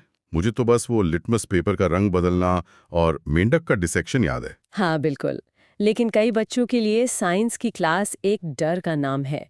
फॉर्मूले, मुश्किल डायग्राम्स और ऐसे सवाल जो सिर के ऊपर से निकल जाते हैं। आज हमारे पास जो नोट्स है वो इसी डर की जड़ तक जाने और उसे दूर करने के बारे में है। मतलब हम ये समझने की कोशिश करेंगे कि स्कूलों में विज्ञान पढ़ाना इतना मुश्किल क्यों है, और अगर कोई बच्चा पिछड़ रहा है तो एक टीचर के तौर पर हम उसकी मदद कैसे कर सकते हैं। बिल्कुल। तो चलिए इस पूरी पहेली को परत दर परत खोलते हैं। सबसे बड़ा सवाल तो यही है कि असल में चुनौतियां हैं क्या? हाँ, और ये चुनौतियां आप देखिए एक दूसरे से जुड़ी हुई हैं, एक चेन की तरह। अच्छा। सबसे पहली और शायद सबसे बड़ी कड़ी है संसाधनों की कमी, मतलब लैक ऑफ रिसोर्सेस। हम सब करके सीखने या लर्निंग बाय डूइंग की बात तो करते हैं, पर आप सोचिए ये होगा कैसे? सही बात है। एक हालिया स्टडी बताती है कि भारत के लगभग 40% सेकेंडरी स्कूलों में काम करने लायक साइंस लैब ही नहीं है। 40%? ये तो बहुत ज्यादा है। हाँ, और जहां हैं भी वहां उपकरण या तो पुराने हैं या बस धूल खा रहे हैं। ऐसे में विज्ञान बिना प्रयोग के सिर्फ इतिहास का एक चैप्टर बन के रह जाता है जिसे बस रटना है। मतलब हम बच्चों से एक वैज्ञानिक सोच की उम्मीद कर रहे हैं, पर उन्हें वैज्ञानिक की तरह काम करने का मौका ही नहीं दे रहे। बिल्कुल। लेकिन क्या ये सिर्फ सामान या लैब की कमी है, या इसमें टीचर की ट्रेनिंग का भी कोई रोल है? ये बहुत जरूरी सवाल है, क्योंकि यही हमारी दूसरी कड़ी है, शिक्षक की तैयारी में कमी। इसे इनकॉम्पिटेंस ऑफ टीचर कहना शायद थोड़ा कठोर होगा, लेकिन मुद्दा यह है कि कई बार शिक्षकों को खुद विषय की प्रैक्टिकल समझ नहीं होती। अच्छा। उन्हें ट्रेनिंग में जो पढ़ाया गया वो उसे ही आगे पढ़ाते हैं। नई टेक्नोलॉजी जैसे इंटरैक्टिव सिमुलेशन या आईसीटी का इस्तेमाल कैसे करें या बच्चों को एक्टिविटी में कैसे शामिल करें, इसकी ट्रेनिंग अक्सर गायब होती है। और इस पर वो सिलेबस खत्म करने का प्रेशर अलग से। मुझे लगता है कई बार तो अच्छे से अच्छा टीचर भी उस प्रेशर में दब जाता होगा। बिल्कुल, और यहीं से तीसरी और चौथी समस्या एक साथ पैदा होती है। भारी भरकम सिलेबस, ओवरलोडेड क्यूरिकुलम, हाँ, और पढ़ाने के पुराने तरीके, डल टीचिंग मेथड्स। सिलेबस इतना ज्यादा है कि टीचर का मकसद सिखाना नहीं बल्कि निपटाना बन जाता है। उसे पता है कि अगर वो एक कॉन्सेप्ट पर ज्यादा समय लगाएगा तो कोर्स पीछे रह जाएगा। और इसका नतीजा ये कि वो सबसे आसान रास्ता अपनाता है, लेक्चर मेथड। बस बोलकर पढ़ा दो, ब्लैक बोर्ड पर लिख दो और बच्चों से कहो कि इसे याद कर लो। और यहीं पर बच्चे का इंटरेस्ट खत्म हो जाता है। विज्ञान, जो कि जिज्ञासा और क्यों पूछने का विषय है, वो क्या और कब रटने वाला सब्जेक्ट बन जाता है। एकदम सही कहा आपने, ये तो विज्ञान की आत्मा को ही मार देने जैसा है। बिल्कुल। और यही इस चेन की आखिरी और सबसे दुखद कड़ी है, छात्रों में रुचि का अभाव। जब बच्चे को सिर्फ थ्योरी रटवाई जाएगी, उसे प्रयोग करने को नहीं मिलेंगे और उसे सवाल पूछने पर शायद डांट पड़ेगी, तो वो धीरे धीरे विषय से दूर हो जाएगा। वो विज्ञान को एक कठिन विषय मानकर डरने लगेगा। हाँ, इसी को साइंस एंजाइटी कहते हैं। उसे लगता है कि मैं ये नहीं कर सकता, और ये डर उसे कोशिश करने से भी रोकता है। तो मतलब एक तरफ लैब नहीं है, दूसरी तरफ सिलेबस का बोझ है, टीचर पर प्रेशर है, और नतीजा ये है कि बच्चा डरा हुआ है। ये तो एक विशियस सर्कल जैसा लगता है ना? बिल्कुल। तो अगर कोई बच्चा इस साइकिल में फंस जाए और पिछड़ने लगे, तो एक टीचर के तौर पर पहला कदम क्या होना चाहिए? मुझे लगता है यहीं पर ये निदानात्मक परीक्षण वाली बात आती है। हाँ, और इस साइकिल को तोड़ने का पहला औजार यही है। निदान या डायग्नोसिस शब्द सीधे मेडिकल फील्ड से आया है, और ये एनालॉजी एकदम सटीक बैठती है। अच्छा, कैसे? जैसे एक अच्छा डॉक्टर सीधे दवा देना शुरू नहीं करता, पहले वो खून की जांच, एक्सरे, ये सब करके बीमारी की जड़ का पता लगाता है। ठीक वैसे ही एक अच्छा शिक्षक ये पता लगाता है कि बच्चे को सीखने में असली दिक्कत कहाँ और क्यों हो रही है। मतलब इसका मकसद नंबर देना नहीं है? बिल्कुल नहीं, इसका मकसद है बच्चे की गलतियों के पैटर्न को समझना। तो ये हमारे रेगुलर क्लास टेस्ट या फाइनल एग्जाम से कैसे अलग हुआ? उनमें भी तो पता चलता है कि बच्चा कहाँ कमजोर है। ये एक बहुत बड़ा भ्रम है, और इसका अंतर समझना बेहद जरूरी है। जो सामान्य टेस्ट होते हैं उन्हें हम कहते हैं उपलब्धि परीक्षण, यानी अचीवमेंट टेस्ट। Achievement test? हाँ, वो ये बताते हैं कि बच्चे ने कितना सीखा। इसका रिजल्ट हमें नंबरों में मिलता है, जैसे 100 में से 35। ये एक तरह का पोस्टमार्टम है जो बताता है कि नुकसान हो चुका है। जबकि निदानात्मक परीक्षण एक तरह की लाइव डायग्नोसिस हुई, बहुत अच्छा कहा आपने। जो ये बताए कि बच्चा क्यों नहीं सीख पा रहा। अगर 35 नंबर आए तो वो बाकी के 65 नंबर कहाँ और क्यों गए? क्या उसे कॉन्सेप्ट ही समझ नहीं आया? हाँ, या वो कैलकुलेशन में गलती कर रहा है, या उसे सवाल की भाषा ही समझ नहीं आई। ये तो पूरी सोच बदलने वाली बात है। बिल्कुल। अचीवमेंट टेस्ट क्या पे रुक जाता है, जबकि डायग्नोस्टिक टेस्ट क्यों की गहराई में जाता है। इसीलिए इसमें अंक या ग्रेड नहीं होते। तो क्या होता है? एक डिटेल रिपोर्ट होती है जिसमें लिखा होता है कि मान लीजिए बच्चे को घर्षण और गुरुत्वाकर्षण के बीच का अंतर समझ नहीं आ रहा, या वो दशमलव वाली भाग में गलती कर रहा है। ये एक एक्शन प्लान की शुरुआत है। ठीक है, ये एकदम साफ हो गया। तो मान लीजिए डायग्नोस्टिक टेस्ट से एक टीचर ने समस्या का निदान कर लिया, पता चल गया कि बच्चे को प्रकाश के परावर्तन का नियम समझ नहीं आया। अब अगला कदम यानी उसका उपचार कैसे होगा? यहीं पर उपचारात्मक शिक्षण या रेमीडियल टीचिंग का रोल आता होगा। सही। जैसे निदान के बाद उपचार, वैसे ही डायग्नोसिस के बाद रेमीडियल टीचिंग। और ये कोई सजा नहीं है या किसी बच्चे को कमजोर का ठप्पा लगाना नहीं है। ये सिर्फ उन खास कमियों को दूर करने के लिए दिया जाने वाला टारगेटेड शिक्षण है। मतलब ये एक लगातार चलने वाली प्रक्रिया है। हाँ, एक साइकिल है। वो साइकिल क्या है? क्या आप उसे स्टेप बाय स्टेप समझा सकते हैं? जरूर। इसके 5 मुख्य चरण हैं। पहला, शिक्षण, टीचिंग। आप सामान्य रूप से पूरी क्लास को पढ़ाते हैं। ठीक है। मूल्यांकन, टेस्टिंग। फिर आप एक छोटा टेस्ट लेकर देखते हैं कि बच्चों ने कितना समझा। तीसरा, निदान, डायग्नोसिस, यानी कारण का पता लगाना। हाँ, जो बच्चे अच्छा नहीं कर पाए, आप उनकी गलतियों का विश्लेषण करके कारण का पता लगाते हैं। बिल्कुल। चौथा, उपचार, रिमीडियल एक्शन। अब कारण के हिसाब से आप उन बच्चों को अलग या नए तरीके से दोबारा पढ़ाते हैं। और सबसे जरूरी 5वां स्टेप, पुनः परीक्षण, रीटेस्टिंग। उपचार के बाद आप फिर से जांचते हैं कि सुधार हुआ या नहीं। अगर नहीं, तो शायद आपका उपचार का तरीका गलत था और आपको फिर से कुछ नया सोचना होगा। मतलब ये साइकिल तब तक चलती है जब तक बच्चा सीख न जाए। बिल्कुल। ये प्रक्रिया तो बहुत तार्किक लगती है, पर इस चौथे चरण यानी नए तरीके से पढ़ाने के लिए एक टीचर के पास क्या-क्या विकल्प होते हैं? क्योंकि अगर बच्चे को लेक्चर से समझ नहीं आया तो दोबारा लेक्चर देने का तो कोई फायदा नहीं। बहुत अच्छा पॉइंट है। इसके लिए कई रणनीतियां हैं। सबसे पहली और असरदार है व्यक्तिगत शिक्षण, इंडिविजुअलाइज्ड टीचिंग। 1-on-1 मतलब? हाँ, जिसमें शिक्षक उस बच्चे पर 1-on-1 ध्यान देता है, उसकी टेबल पर जाकर बैठता है और उसकी समस्या समझता है। ठीक है। अगर कई बच्चों की समस्या एक जैसी है तो दूसरी रणनीति काम आती है, समूह शिक्षण, ग्रुप टीचिंग। 5-6 बच्चों का एक छोटा ग्रुप बनाकर उन्हें एक साथ पढ़ाया जा सकता है। जब आपने ग्रुप की बात की तो मुझे अपना स्कूल याद आ गया। मुझे मैथ्स मेरे एक दोस्त से ज़्यादा अच्छे से समझ आती थी, टीचर से भी ज़्यादा। हाँ, ऐसा होता है। शायद इसलिए कि वो मेरी ही भाषा में मेरे ही लेवल पर आकर समझाता था। इसे शायद सहपाठी शिक्षण कहते हैं। बिल्कुल, और ये तीसरी बहुत शक्तिशाली रणनीति है, सहपाठी शिक्षण, पीयर ट्यूटोरिंग। इसमें क्लास का कोई होशियार बच्चा दूसरे बच्चे की मदद करता है। इससे दोनों का फायदा है। बिल्कुल, सिखाने वाले का कॉन्सेप्ट और मजबूत होता है और सीखने वाले की झिझक खुलती है। और तरीके? चौथी रणनीति है विधियों में बदलाव।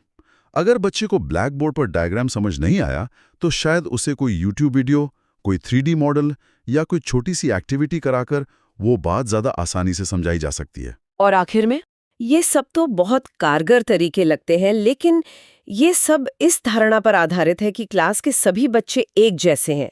हमारे नोट्स में कुछ सामाजिक पहलुओं पर भी बात की गई है जो इस पूरी प्रक्रिया को और जटिल बना देते हैं, जैसे विज्ञान की क्लास में लैंगिक पूर्वाग्रह। और ये एक ऐसी अदृश्य दीवार है जो कई बच्चों को, खासकर लड़कियों को, विज्ञान पढ़ने से रोकती है। हाँ, हमारे समाज में ये धारणा बहुत गहरी है कि लड़के साइंस और मैथ्स में अच्छे होते हैं और लड़कियां आर्ट्स या होम साइंस में। जबकि नेशनल करिकुलम फ्रेमवर्क NCF 2005 इस धारणा को सिरे से खारिज करता है। बिल्कुल, वो साफ कहता है कि विज्ञान सबके लिए है। ये पूर्वाग्रह तो हमारी किताबों और क्लासरूम की भाषा में भी झलकता है। मैंने भी ध्यान दिया है कि जब भी किसी वैज्ञानिक की तस्वीर होती है तो वो अक्सर एक सफेद कोट पहने पुरुष की ही होती है। हाँ, और ये बहुत खतरनाक है। मैंने एक बार एक क्लास में बच्चों से कहा कि एक साइंटिस्ट का चित्र बनाओ। 25 में से 22 बच्चों ने एक बूढ़े आदमी का चित्र बनाया जिसके बाल बिखरे हुए थे, आइंस्टाइन जैसा। ओह! ये दिखाता है कि ये स्टीरियोटाइप कितना गहरा है। एक टीचर की जिम्मेदारी है कि वो इस धारणा को तोड़े। वो मैरी क्यूरी, कल्पना चावला और टेसी थॉमस जैसी महिला वैज्ञानिकों के उदाहरण दे, ताकि लड़कियों को भी लगे कि ये फील्ड उनके लिए भी है। बिल्कुल, वो लड़कों और लड़कियों दोनों को लैब में उपकरण इस्तेमाल करने के बराबर मौके दे। और इसी से जुड़ा एक और बड़ा सवाल है समावेशी शिक्षा, इंक्लूसिव एजुकेशन का। जब एक ही क्लास में अलग-अलग शारीरिक, मानसिक और सामाजिक जरूरतों वाले बच्चे एक साथ पढ़ रहे हों, तब एक टीचर विज्ञान कैसे पढ़ाए? ये आज के समय की सबसे बड़ी और सबसे जरूरी चुनौती है। मान लीजिए आपकी क्लास में कुछ बच्चे ऐसे हैं जिन्हें देखने में दिक्कत है, विजुअली इम्पेयर्ड। आप उन्हें ब्लैक बोर्ड पर डायग्राम बनाकर नहीं समझा सकते। उनके लिए आपको स्पर्श आधारित यानी टैक्टाइल सामग्री का इस्तेमाल करना होगा, जैसे उभरे हुए मॉडल्स जिन्हें वो छूकर समझ सकें। हाँ, उनके लिए ऑडियो बुक्स का इस्तेमाल करना होगा। प्रयोग करते समय उन्हें चीजों को छूकर, सूंघकर या उनकी आवाज सुनकर महसूस करने का मौका देना होगा। और सिक्के का दूसरा पहलू भी है। क्लास में कुछ बहुत होशियार बच्चे भी तो होते हैं जिन्हें हम प्रतिभाशाली छात्र, गिफ्टेड स्टूडेंट्स कहते हैं। बिल्कुल। वो तो सामान्य सिलेबस से बहुत जल्दी बोर हो जाते होंगे। हाँ, और उनकी बोरियत क्लास में शरारत या अनुशासनहीनता में बदल सकती है। ये भी एक चुनौती है। अगर इन बच्चों को चैलेंज नहीं मिला तो वो क्लास में डिसरप्टिव भी हो सकते हैं। तो उनकी ऊर्जा को सही दिशा देना बहुत जरूरी है। बिल्कुल, उनके लिए संवर्धन कार्यक्रम या एनरिचमेंट प्रोग्राम्स चलाने चाहिए। उन्हें कुछ मुश्किल सवाल, जिन्हें हायर ऑर्डर थिंकिंग स्किल्स यानी HOTS कहते हैं, दिए जा सकते हैं। या उन्हें किसी प्रोजेक्ट का लीडर बनाकर उनकी ऊर्जा को सही दिशा दी जा सकती है। हाँ, ये भी एक अच्छा तरीका है। उन्हें नजरअंदाज करना भी एक तरह से समावेशी शिक्षा के खिलाफ है। तो इस पूरी चर्चा के बाद अगर हमें विज्ञान पढ़ाने के मूल मंत्रों को कुछ पॉइंट्स में समेटना हो तो वो क्या होंगे? निष्कर्ष के तौर पर कुछ बातें हमेशा याद रखनी चाहिए। पहला, विज्ञान कोई तथ्यों का ढेर नहीं बल्कि एक प्रक्रिया, प्रोसेस है। उत्तर से ज्यादा जरूरी है कि उस उत्तर तक पहुंचने का तरीका क्या था। बिल्कुल। दूसरा, रटने, रोट लर्निंग का हर स्तर पर विरोध करना है। विज्ञान समझने की चीज है, रटने की नहीं। तीसरा, ज्ञान को बच्चे की जिंदगी से जोड़ना है, जैसे घर्षण पढ़ाते हुए गाड़ी के टायर का उदाहरण देना। अगर बच्चा क्लास की बात को बाहर की दुनिया में देखेगा तो कभी नहीं भूलेगा। सही बात है। चौथा, करके सीखने को सबसे ज्यादा बढ़ावा देना है, चाहे वो एक छोटा सा प्रयोग ही क्यों ना हो। पांचवा, बच्चे की जिज्ञासा का सम्मान करना है। अगर वो कोई अटपटा सवाल भी पूछे तो उसे डांटने की बजाय प्रोत्साहित करना है, क्योंकि हर बड़ी खोज एक सवाल से ही शुरू होती है। और आखिरी, मूल्यांकन का मकसद डराना नहीं बल्कि सीखने में मदद करना है। ये लगातार कंटिन्यूअस होना चाहिए, ना कि साल के अंत में होने वाली एक परीक्षा। आज हमने विज्ञान पढ़ाने की चुनौतियों से लेकर उनकी जड़ तक पहुंचने के तरीकों यानी निदानात्मक परीक्षण और फिर उनके समाधान यानी उपचारात्मक शिक्षण पर विस्तार से बात की। हमने लैंगिक पूर्वाग्रह और समावेशी कक्षा जैसे जरूरी सामाजिक पहलुओं को भी समझा। ये साफ है कि अच्छा विज्ञान शिक्षण सिर्फ सिलेबस पूरा करना नहीं है, बल्कि हर बच्चे के अंदर एक वैज्ञानिक सोच और सवाल पूछने की हिम्मत पैदा करना है। यह एक महत्वपूर्ण सवाल खड़ा करता है, यह जानते हुए कि स्कूल के संसाधन या पाठ्यक्रम जैसी कई चीजें एक शिक्षक के नियंत्रण से बाहर हो सकती हैं। आज की चर्चा के आधार पर वो कौन सा एक छोटा व्यावहारिक बदलाव है जो कोई भी शिक्षक कल अपनी कक्षा में ला सकता है ताकि विज्ञान सभी के लिए ज्यादा। अगला टॉपिक है भोजन और पोषण। आज हम एनसीईआरटी पर आधारित नोट्स को देखेंगे और हमारा मिशन है भोजन के जो मूल सिद्धांत हैं उनको समझना। बिल्कुल। मतलब ये किससे बना है, इसकी जांच कैसे करें और इसकी कमी से क्या होता है, ये सब कुछ हम बहुत ही सरल और परीक्षा के लिए उपयोगी तरीके से समझेंगे। हाँ, तो हम भोजन के स्रोत से शुरू करेंगे, फिर उसके घटकों पर बात करेंगे और अंत में देखेंगे कि एक संतुलित आहार क्या होता है और खाना पकाने से पोषक तत्वों पर क्या असर पड़ता है। बिल्कुल। तो सबसे पहले भोजन आता कहाँ से है? मुझे लगता है मुख्य रूप से दो स्रोत हैं, पौधे और जंतु। हाँ, बिल्कुल, पौधे और जंतु। और पौधों में ये बहुत दिलचस्प है कि हम लगभग हर हिस्सा खाते हैं। हर हिस्सा? जैसे कि जड़ें? हाँ, गाजर, मूली, शकरकंद, ये सब जड़ें हैं। लेकिन यहाँ एक आम गलती होती है आलू को लेकर। अच्छा, आलू वो जड़ नहीं है? नहीं, आलू जड़ नहीं बल्कि एक तना है। तना? लेकिन वो तो जमीन के नीचे होता है। हाँ, पर वो एक मॉडिफाइड तना है। अदरक और प्याज भी, ये भी तने ही हैं। ये तो एक बहुत महत्वपूर्ण तथ्य है। अच्छा, और पत्तियों में तो पालक और सरसों हैं, फूल में फूल गोभी। सही है। और यहाँ एक और रोचक बात है, मैंने सुना है कि वैज्ञानिक रूप से टमाटर, बैंगन और भिंडी फल हैं, सब्जी नहीं। बिल्कुल, बॉटनी के हिसाब से वो फल ही हैं। और हम बीज भी तो खाते हैं, जैसे दालें और सरसों। हाँ, सरसों का पौधा तो खास है। मतलब इसके दो भाग खाए जाते हैं। हाँ, बीज से तेल निकलता है और पत्तियों से साग बनता है। और जंतुओं से हमें दूध, अंडे और मांस मिलता है। पर शहद के बारे में क्या, वो भी तो है? हाँ, शहद की प्रक्रिया अलग है। मधुमक्खियां फूलों से मकरंद मतलब मीठा रस इकट्ठा करती हैं ओके। और फिर उसे शहद में बदल देती हैं। ये भोजन को बदलने और स्टोर करने की एक प्राकृतिक प्रक्रिया है। ठीक है, तो अब देखते हैं कि इस भोजन के अंदर क्या होता है। मतलब इसके घटक मुख्य रूप से 5 पोषक तत्व हैं। इन्हें शायद इनके काम के आधार पर बांटा जा सकता है। हाँ, बिल्कुल। सबसे पहले हैं ऊर्जा देने वाले कार्बोहाइड्रेट और वसा। कार्बोहाइड्रेट ये तो ऊर्जा का मुख्य स्रोत है, जैसे चावल, गेहूं, आलू में पाया जाता है। हाँ, ये स्टार्च यानी मंड और चीनी मतलब शर्करा के रूप में होता है। और वसा? वो भी ऊर्जा देती है। हाँ, वसा भी ऊर्जा देती है, लेकिन कार्बोहाइड्रेट से लगभग 2 गुनी। 2 गुनी? जी। तेल, घी, मक्खन इसके मुख्य स्रोत हैं। पर यहाँ ये ध्यान देना जरूरी है कि ज्यादा वसा मोटापे का कारण बनती है। सही है। तो ऊर्जा के बाद अगला है प्रोटीन, जिसे बॉडी बिल्डिंग फूड या शरीर वर्धक भोजन भी कहते हैं। बिल्कुल। इसका काम है शरीर की वृद्धि और जो टूटी फूटी कोशिकाएं हैं उनकी मरम्मत करना। और इसके अच्छे स्रोत? दालें, सोयाबीन, पनीर और अंडे। सोयाबीन में तो सबसे ज्यादा प्रोटीन होता है। अच्छा। फिर आते हैं विटामिन और खनिज। इन्हें रक्षात्मक भोजन, प्रोटेक्टिव फूड कहा जाता है। हाँ, क्योंकि इनकी जरूरत बहुत कम मात्रा में होती है, पर ये रोगों से लड़ने के लिए अनिवार्य हैं। बिल्कुल। और अंत में 2 सहायक रुक्षांश, मतलब रफिज और जल। रुक्षांश में तो कोई पोषक तत्व नहीं होता, लेकिन ये बिना पचे भोजन को शरीर से बाहर निकालने में मदद करता है। और कब्ज को भी रोकता है। हाँ, और पानी, वो तो पोषक तत्वों को सोखने और शरीर से गंदगी बाहर निकालने में मदद करता है। ठीक है, यहाँ से यह बहुत व्यवहारिक हो जाता है और अक्सर परीक्षाओं में पूछा भी जाता है। हम भोजन में इन पोषक तत्वों का पता कैसे लगा सकते हैं? कोई टेस्ट है? हाँ, बिल्कुल है। स्टार्च के परीक्षण से शुरू करते हैं। आपको बस खाद्य पदार्थ पर तनु आयोडीन विलयन की कुछ बूंदें डालनी है। Dilute iodine solution. जी, तो अगर रंग नीला काला मतलब ब्लू ब्लैक हो जाए? तो स्टार्च मौजूद है, जैसे आलू पर आयोडीन डालने से होता है। हाँ, मैंने स्कूल में किया ये। और प्रोटीन का परीक्षण? प्रोटीन के परीक्षण के लिए खाद्य पदार्थ का पेस्ट बनाकर उसमें 2 बूंद कॉपर सल्फेट कॉपर सल्फेट जी और 10 बूंद कास्टिक सोडा। मिलाना होता है। और इसमें क्या होता है? अगर रंग बैंगनी मतलब वायलेट हो जाए तो प्रोटीन मौजूद है। अच्छा, और वसा का परीक्षण? वो तो सबसे आसान है शायद। वो सबसे आसान है। खाद्य पदार्थ को कागज में लपेटकर बस कुचलना है। और अगर कागज पर तेल का धब्बा, ऑयली पैच आ जाए तो उसमें वसा है, बिल्कुल। तो अब सवाल ये है कि इन सब का क्या मतलब है? अगर लंबे समय तक इन पोषक तत्वों की कमी हो तो क्या होता है? तो उससे अभावजन्य रोग होते हैं, मतलब डेफिशिएंसी डिजीजेस।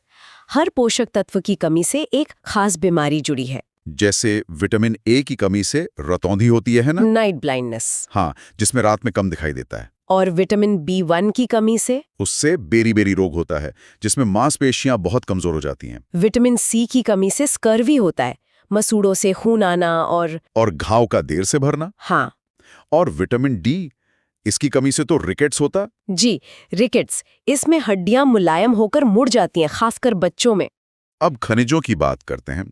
कैल्शियम की कमी से हड्डियां और दांत कमजोर होते हैं। बिल्कुल। और आयोडीन की कमी से घेंघा रोग होता है, गोइटा। जिसमें गर्दन की ग्रंथि फूल जाती है। हाँ, और एक बहुत आम समस्या है आयरन की कमी, उससे एनीमिया होता है। एनीमिया मतलब खून की कमी और कमजोरी। पालक, गुड़ और आंवला इसके बहुत अच्छे स्रोत हैं। बिल्कुल। तो इसका समाधान है एक संतुलित आहार, जिसमें सभी पोषक तत्व, रुक्षांश और पानी सही मात्रा में हो।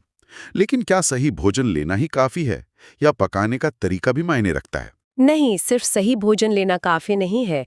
भोजन पकाने और तैयार करने का तरीका भी बहुत ज्यादा महत्वपूर्ण है। क्यों? क्योंकि इससे पोषक तत्व नष्ट हो सकते हैं। अच्छा, जैसे कोई उदाहरण? जैसे सब्जियों और फलों को छीलने के बाद धोने से उनके विटामिन नष्ट हो जाते हैं। ओह, ये तो बहुत आम आदत है। हाँ, और चावल और दालों को बार-बार धोने से भी विटामिन और खनिज निकल जाते हैं। और ये एक बहुत ही महत्वपूर्ण बिंदु है, विटामिन सी गर्मी से बहुत आसानी से नष्ट हो जाता है। आपने बिल्कुल सही कहा। इसीलिए इसे कच्चा खाना बेहतर माना जाता है। मतलब सलाद वगैरह में? बिल्कुल। साथ ही भोजन को बहुत ज्यादा पकाने या पकाने के बाद उसका पानी फेंक देने से भी प्रोटीन और खनिजों की हानि होती है। तो हमने देखा कि हमारा भोजन कहाँ से आता है, इसमें क्या होता है, इसकी जांच कैसे होती है और इसकी कमी के क्या परिणाम होते हैं। मुख्य बात यह है कि हम क्या खाते हैं और उसे कैसे पकाते हैं, ये दोनों ही अच्छे स्वास्थ्य के लिए जरूरी है। आपने बिल्कुल सही सारांश दिया और ये हमें एक अंतिम विचार की ओर ले जाता है। ये देखते हुए कि आधुनिक जीवन शैली और फूड प्रोसेसिंग अक्सर पोषक तत्वों को कम कर देते हैं, कोई व्यक्ति अपने रोज के खाना बनाने की आदत में ऐसा कौन सा एक छोटा और व्यावहारिक बदलाव कर सकता है जिससे भोजन का पोषण बेहतर तरीके से संरक्षित रहे। अगला टॉपिक है सजीव जगत, यानी द वर्ल्ड ऑफ लिविंग। आज हम एनसीईआरटी के नोट्स को आधार बनाकर जीव विज्ञान की दुनिया में उतरेंगे। मतलब बिल्कुल शुरुआत से ये समझने की कोशिश करेंगे कि एक जिंदा चीज बनती कैसे है, काम कैसे करती है। और ये चर्चा सीटेट जैसी प्रतियोगी परीक्षाओं के लिए बहुत काम की होगी। बिल्कुल। तो हम 4 मुख्य हिस्सों पर ध्यान देंगे। सबसे पहले जीवन की सबसे छोटी ईंट, कोशिका। फिर देखेंगे सूक्ष्म जीवों की दुनिया को, जो हमारे दोस्त भी हैं और दुश्मन भी। हाँ, उसके बाद समझेंगे कि इन सबको एनर्जी कैसे मिलती है, यानी श्वसन। और आखिर में ये सामान शरीर में एक जगह से दूसरी जगह पहुंचता कैसे है और जीवन आगे कैसे बढ़ता है, यानी परिवहन और जनन। चलिए तो शुरू करते हैं। तो किसी भी जिंदा चीज की कहानी शुरू होती है उसकी सबसे छोटी इकाई से, कोशिका, सेल। सुना है इसकी खोज 1665 में रॉबर्ट हुक ने की थी। हाँ, पेड़ की छाल में। पर इसे समझने का सबसे अच्छा तरीका है इसे एक छोटी सी फैक्ट्री की तरह देखना। फैक्ट्री कैसे? देखिए, हर फैक्ट्री की एक बाउंड्री होती है ना? कोशिका में भी एक बाहरी परत होती है, कोशिका झिल्ली या सेल मेम्ब्रेन। अच्छा।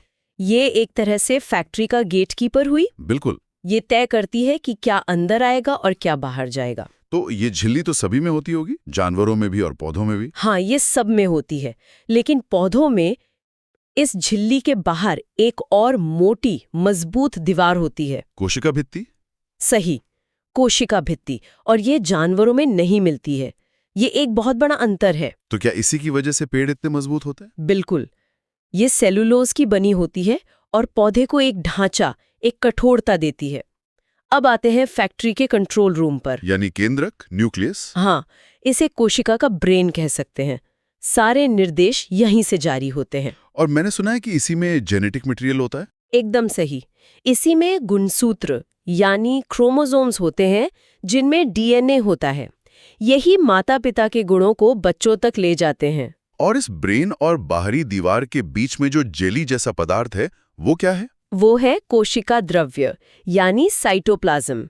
इसी में फैक्ट्री की बाकी सारी छोटी-छोटी मशीनें तैरती रहती हैं। तो अगर परीक्षा के हिसाब से देखें तो पादप और जंतु कोशिका में मुख्य अंतर क्या-क्या हैं? 3 सबसे जरूरी अंतर हैं। पहला तो हमने अभी बात की, कोशिका भित्ति, जो सिर्फ पौधों में है। ठीक है। दूसरा है हरित लवक, जिसे क्लोरोप्लास्ट कहते हैं। ये एक तरह से पौधे के सोलर पैनल हैं, जो फोटोसिंथेसिस से खाना बनाते हैं। हाँ, ये जंतुओं में नहीं होते। और तीसरा बड़ा अंतर है रिक्तिका यानी वैक्यूल का। ये क्या होता है? इसे आप कोशिका का स्टोर रूम समझ लीजिए। पौधों में एक बहुत बड़ी सेंट्रल वैक्यूल होती है, जबकि जंतु कोशिकाओं में ये या तो होती ही नहीं या फिर बहुत छोटी-छोटी होती हैं। बहुत बढ़िया। तो कोशिका की कहानी समझ आ गई। अब आते हैं उन जीवों पर जिन्हें हम नंगी आंखों से नहीं देख सकते, सूक्ष्म जीव। माइक्रो ऑर्गेनिजम्स, ये 4 तरह के होते हैं: जीवाणु, कवक, प्रोटोजोआ और शैवाल। और दिलचस्प बात यह है कि ये हमारे दोस्त भी हैं और दुश्मन भी। हाँ, पहले दोस्तों की बात करते हैं। बिल्कुल। हम जो दही खाते हैं वो लैक्टोबैसिलस नाम के एक जीवाणु की वजह से ही बनता है। वो दूध को दही में बदल देता है। और ब्रेड या केक जो फूलते हैं, उसका क्या कारण है? वो होता है खमीर यानी यीस्ट की वजह से। ये एक तरह का कवक है, फंगस। ये किण्वन की प्रक्रिया करता है। फर्मेंटेशन। हाँ, फर्मेंटेशन। इसमें ये चीनी को अल्कोहल और कार्बन डाइऑक्साइड गैस में बदलता है। इसी गैस से ब्रेड फूलती है। अरे वाह! और दवाइयों में भी इनका रोल है, जैसे पेनिसिलिन। पेनिसिलिन तो एक क्लासिक उदाहरण है। वो एक फफूंद से ही बनती है। और तो और खेती में भी ये बहुत मदद करते हैं। वो कैसे? राइजोबियम नाम का एक जीवाणु है जो दलहनी पौधों की जड़ों में रहता है और हवा की नाइट्रोजन को सीधे मिट्टी में फिक्स कर देता है। एक तरह से पौधे के लिए मुफ्त का खाद बनाता है। तो ये तो हो गए हमारे मददगार दोस्त। अब उन सूक्ष्म जीवों की बात करते हैं जो बीमारियां फैलाते हैं। हाँ, इनमें सबसे पहले आते हैं विषाणु यानी वायरस। वायरस को तो सजीव और निर्जीव के बीच की कड़ी भी मानते हैं, है ना? बिल्कुल। जब ये शरीर के बाहर है तो बेजान है, अंदर आते ही जिंदा हो जाते हैं। पोलियो, खसरा, चिकन पॉक्स, कोविड-19 ये सब वायरस से ही होते हैं। और जीवाणु यानी बैक्टीरिया से? बैक्टीरिया से हैजा, टाइफॉइड, टीबी जैसी बीमारियां होती हैं। और मलेरिया, वो किससे होता है? मलेरिया प्रोटोजोआ से होता है, जिसका नाम है प्लाज्मोडियम, और इसे फैलाता है मच्छर। मतलब मच्छर सिर्फ एक कैरियर है? हाँ, और त्वचा के रोग जैसे दाद और खाज ये अक्सर कवक यानी फंगी से होते हैं। तो जब ये खाने को खराब कर सकते हैं तो हम खाने को इनसे बचाते कैसे हैं? दूध के लिए तो एक खास तरीका है, पास्चराइजेशन। लुई पास्चर ने इसे खोजा था। इसमें दूध को 70 डिग्री सेल्सियस पर 15 से 30 सेकंड के लिए गर्म करके और फिर फौरन ठंडा कर देते हैं। हाँ, बिल्कुल। इससे ज्यादातर बैक्टीरिया मर जाते हैं। और अचार में नमक और जैम में चीनी का इस्तेमाल, वो भी एक साइंटिफिक तरीका है। नमक और चीनी दोनों ही नमी को सोख लेते हैं और बिना नमी के बैक्टीरिया पनप नहीं पाते। बहुत खूब। चलिए अब समझते हैं कि इन सब को ऊर्जा कैसे मिलती है।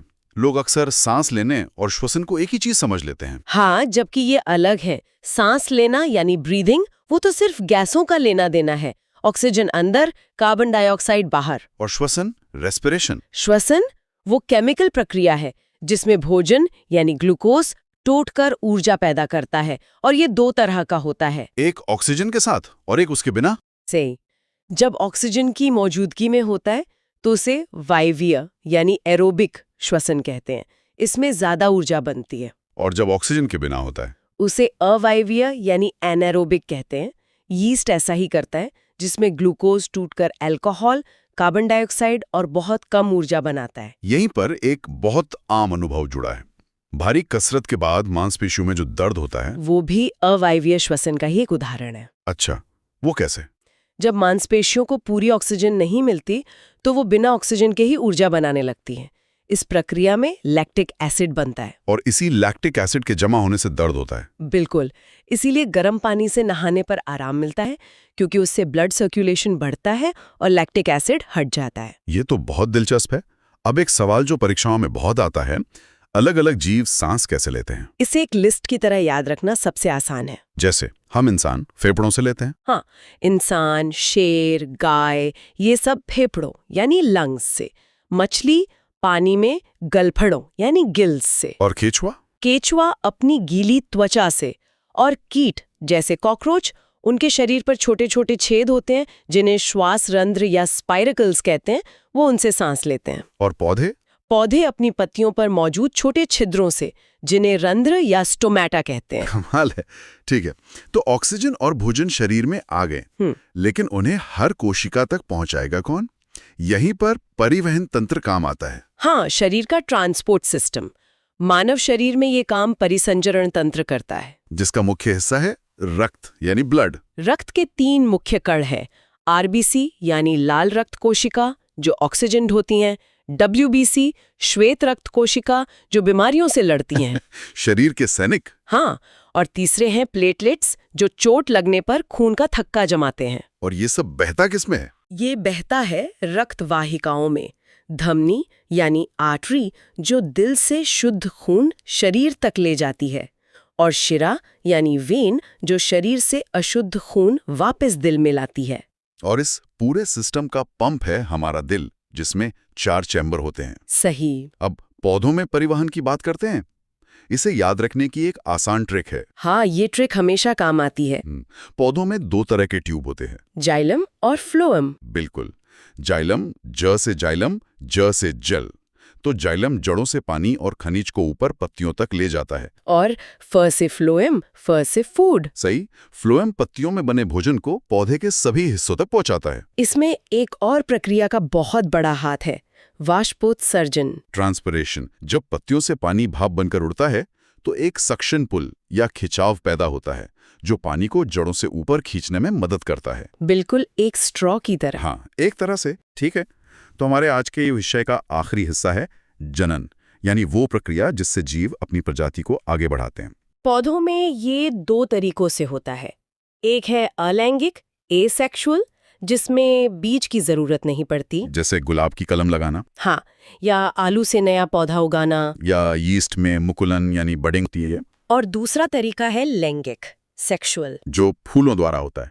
फूल के नर भाग से परागकण मादा भाग तक पहुंचते हैं। निषेचन के बाद अंडाशय फल में बदल जाता है और बीजांड बीज में।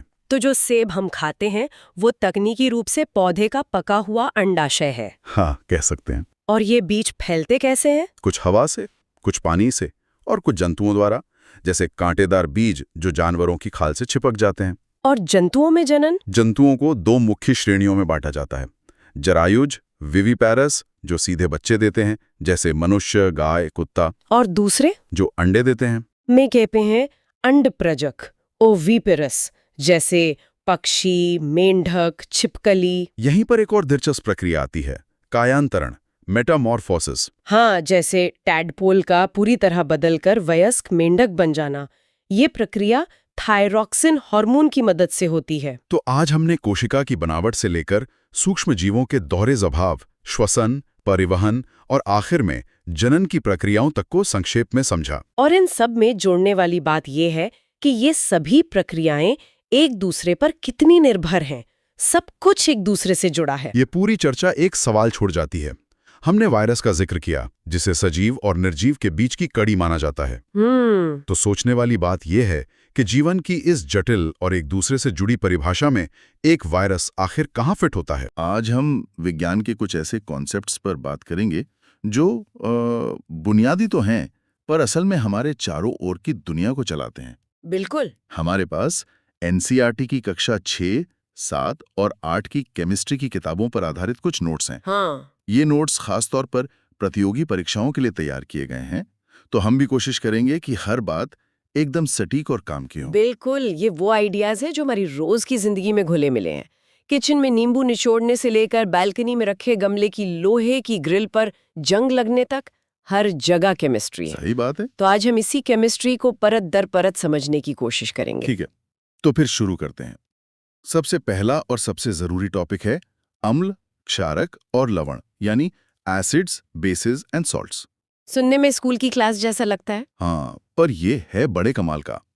तो अम्ल यानी एसिड्स, नोट्स में सबसे पहली बात लिखी है कि इनका स्वाद खट्टा होता है। और ये नीले लिटमस पेपर को लाल कर देते हैं। बिल्कुल, और इसके लिए एक ट्रिक भी दी है, अनील। अनील, हाँ, अम्ल नीला लाल, याद रखने के लिए काफी अच्छा है। और मजे की बात यह है कि हम इन अम्लों को रोज खाते पीते हैं। बिल्कुल, सिरके में एसिटिक अम्ल है, संतरे नींबू में सिट्रिक अम्ल, दही में लैक्टिक अम्ल। अच्छा, और चींटी जब काटती है वो भी तो? हाँ, वो हमारे स्किन में फॉर्मिक अम्ल छोड़ देती है जिससे जलन होती है। अच्छा, तो ये तो हुए अम्ल। अब आते हैं क्षारक यानी बेसिस पर। नोट्स कहते हैं कि ये स्वाद में कड़वे होते हैं और छूने में साबुन जैसे चिकने। और ये अम्ल का ठीक उल्टा काम करते हैं, मतलब लाल लिटमस को नीला कर देते हैं। इसकी भी एक ट्रिक है, छलनी। छलनी यानी क्षार लाल को नीला करता है। सही है। जैसे बेकिंग सोडा। हाँ, या मिल्क ऑफ मैग्नीशिया। यहीं पर एक बहुत जरूरी बात आती है, हम हर चीज को चख कर तो नहीं देख सकते कि वो अम्ल है या क्षारक। नहीं, बिल्कुल नहीं, कुछ बहुत खतरनाक भी हो सकते हैं। तो फिर इसीलिए हमें जरूरत पड़ती है सूचकों की, इंडिकेटर्स की। इंडिकेटर्स। हाँ, ये ऐसे पदार्थ हैं जो अम्ल या क्षारक के संपर्क में आने पर अपना रंग बदल लेते हैं। लिटमस ऐसा ही एक प्राकृतिक सूचक है जो लाइकेन नाम के एक खास पौधे से मिलता है। और नोट्स में कुछ और भी सूचकों का जिक्र है जो अक्सर पूछे जाते हैं, जैसे हल्दी। हल्दी तो हर किचन में होती है। हाँ, तो कभी कपड़ों पर हल्दी का दाग लगा हो और उस पर साबुन रगड़ दें तो वो लाल हो जाता है। बिल्कुल, क्योंकि साबुन एक क्षारक होता है। अच्छा, हल्दी क्षारक के संपर्क में आते ही लाल हो जाती है, जबकि अम्ल के साथ वो पीली ही रहती है। और गुड़हल के फूल। गुड़हल पे फूल का रस भी एक सूचक है। वो अम्ल के साथ गहरा गुलाबी या मजेंटा, हाँ, और क्षारक के साथ हरा रंग देता है। और एक सिंथेटिक इंडिकेटर का भी जिक्र है, फिनोल्फ्थेलीन। फिनोल्फ्थलीन, हाँ, ये लैब में बनाया जाता है। इसकी क्या खासियत है? इसकी खासियत ये है कि ये अम्ल में बिल्कुल रंगहीन रहता है, पानी जैसा, लेकिन जैसे ही इसमें एक बूंद भी क्षारक की डाली जाती है, तुरंत गुलाबी हो जाता है। जादू जैसा लगता है। बिल्कुल। तो जब ये अम्ल और क्षारक जो एक दूसरे से इतने अलग हैं आपस में मिलते हैं तो क्या होता है? एक बहुत ही दिलचस्प प्रक्रिया होती है जिसे हम उदासीनीकरण यानी न्यूट्रलाइजेशन कहते हैं। न्यूट्रलाइजेशन मतलब एक दूसरे को न्यूट्रल कर देते हैं। एकदम।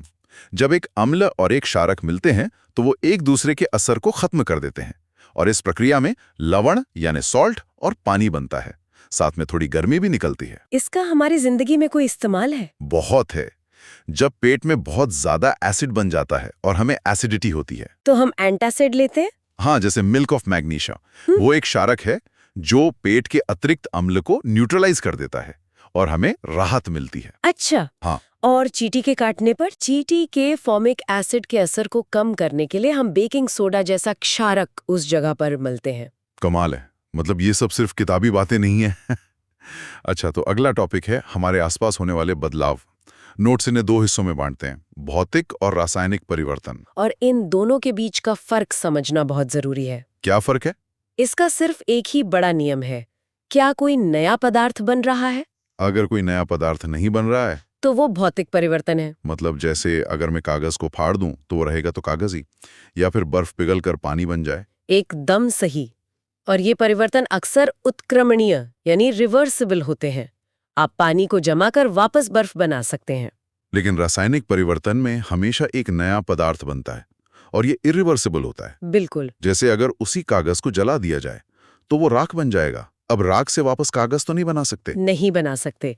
या दूध से दही जमना, ये भी एक रासायनिक परिवर्तन है। इसका सबसे क्लासिक उदाहरण है मोमबत्ती का जलना। हाँ, इसमें दोनों परिवर्तन एक साथ होते हैं। मतलब मोम का पिघलना हो गया भौतिक परिवर्तन, क्योंकि वो पिघला हुआ मोम ठंडा होकर वापस ठोस मोम बन सकता है। और मोमबत्ती की लौ में बत्ती का जलना वो हुआ रासायनिक। हाँ, क्योंकि वहां मोम जलकर ऊष्मा, प्रकाश और कार्बन डाइऑक्साइड जैसी नई चीजों में बदल रहा है। समझ गया।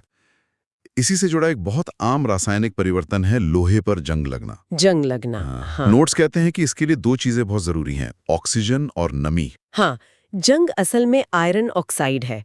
लोहा जब हवा की ऑक्सीजन और पानी यानी नमी के संपर्क में आता है तो धीरे धीरे जंग में बदल जाता है। और लोहे को कमजोर कर देता है, इसीलिए हम पेंट करते हैं। सही, ताकि लोहे का सीधा संपर्क हवा और नमी से कट जाए। नोट्स में एक और प्रक्रिया का जिक्र है, यशद लेपन यानी गैल्वेनाइजेशन। गैल्वेनाइजेशन, हाँ, ये जंग से बचाने का एक बहुत ही शानदार तरीका है।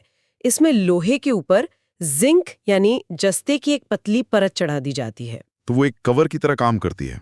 कवर से भी ज्यादा, जिंक जो है वो लोहे से ज्यादा क्रियाशील होता है। अच्छा, तो अगर उस परत पर कहीं खरोंच लग भी जाए तो हवा और नमी लोहे के बजाय पहले जिंक से क्रिया करते हैं। मतलब जिंक खुद को कुर्बान कर देता है। बिल्कुल, इसे सैक्रिफिशियल प्रोटेक्शन कहते हैं। जिंक एक तरह से लोहे का बॉडीगार्ड बन जाता है। ये तो बहुत दिलचस्प है। तो ये जिंक और लोहे का अलग-अलग व्यवहार हमें हमारे अगले पड़ाव पर ले आता है, धातु और अधातु। हाँ, हर तत्व का अपना एक अलग किरदार होता है। तो धातुओं की क्या पहचान है? धातुओं के कुछ खास गुण होते हैं। पहला है आघात वर्धनीयता, मैलिएबिलिटी। मतलब इनको हथौड़े से पीट-पीट कर पतली चादर में बदल सकते हैं? जैसे मिठाई पर लगा चांदी का वर्क। एकदम सही। और दूसरा गुण है तन्यता यानी डक्टिलिटी। मतलब इन्हें खींचकर पतले तार बनाए जा सकते हैं। बिल्कुल, जैसे कॉपर के तार। इसके अलावा ये ध्वनित यानी सोनोरस होते हैं। टकराने पर आवाज करते हैं, जैसे मंदिर की घंटी। हाँ, और ये ऊष्मा और विद्युत के अच्छे सुचालक होते हैं। लेकिन कुछ अपवाद भी हैं। अपवाद तो हमेशा पूछे जाते हैं, जैसे पारा यानी मर्क्यूरी। है तो धातु, पर कमरे के तापमान पर तरल अवस्था में रहता है। और सोडियम और पोटेशियम, वो इतने मुलायम होते हैं कि उन्हें पनीर की तरह चाकू से काटा जा सकता है। ये तो हुए भौतिक गुण, लेकिन असली अंतर इनके रासायनिक व्यवहार में है। अच्छा, एक बहुत सीधा सा नियम है। धातु के ऑक्साइड क्षारीय यानी बेसिक होते हैं। मतलब वो लाल लिटमस को नीला कर देंगे। हाँ, और अधातु के ऑक्साइड इसके ठीक उल्टे अम्लीय यानी एसिडिक होते हैं। वो नीले लिटमस को लाल कर देंगे। ये तो वापस हमारे पहले टॉपिक से जुड़ गया। सही पकड़ा। और यहीं पर एक और जबरदस्त कॉन्सेप्ट आता है, विस्थापन अभिक्रिया, डिस्प्लेसमेंट रिएक्शन। इसे आप रासायनिक दुनिया की दादागिरी कह रही थी। हाँ, दादागिरी ही है। वो कैसे? इसका सीधा सा नियम है, ज्यादा क्रियाशील धातु कम क्रियाशील धातु को उसके लवण के घोल से लौट मारकर बाहर निकाल देती है। बिल्कुल, और खुद उसकी जगह ले लेती है। जिंक लोहे से ज्यादा ताकतवर है और लोहा कॉपर से।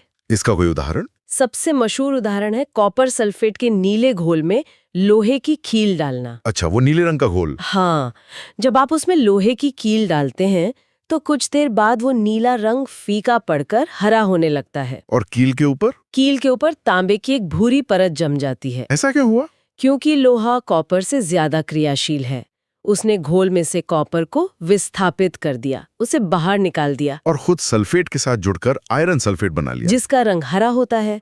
और बेचारा कॉपर कील के ऊपर जमा हो गया। समझ गया। ये तो वाकई एक पावर गेम है। अच्छा, कुछ धातुओं और अधातुओं को रखने का तरीका भी बहुत खास होता है। हाँ, जैसे फॉस्फोरस, जो एक अधातु है, उसे पानी में रखा जाता है, और सोडियम धातु को मिट्टी के तेल में। ऐसा क्यों? क्योंकि ये दोनों बहुत ज्यादा क्रियाशील हैं। फास्फोरस हवा के संपर्क में आते ही जल उठता है, इसलिए उसे हवा से बचाने के लिए पानी में रखते हैं। हाँ, और सोडियम तो और भी खतरनाक है।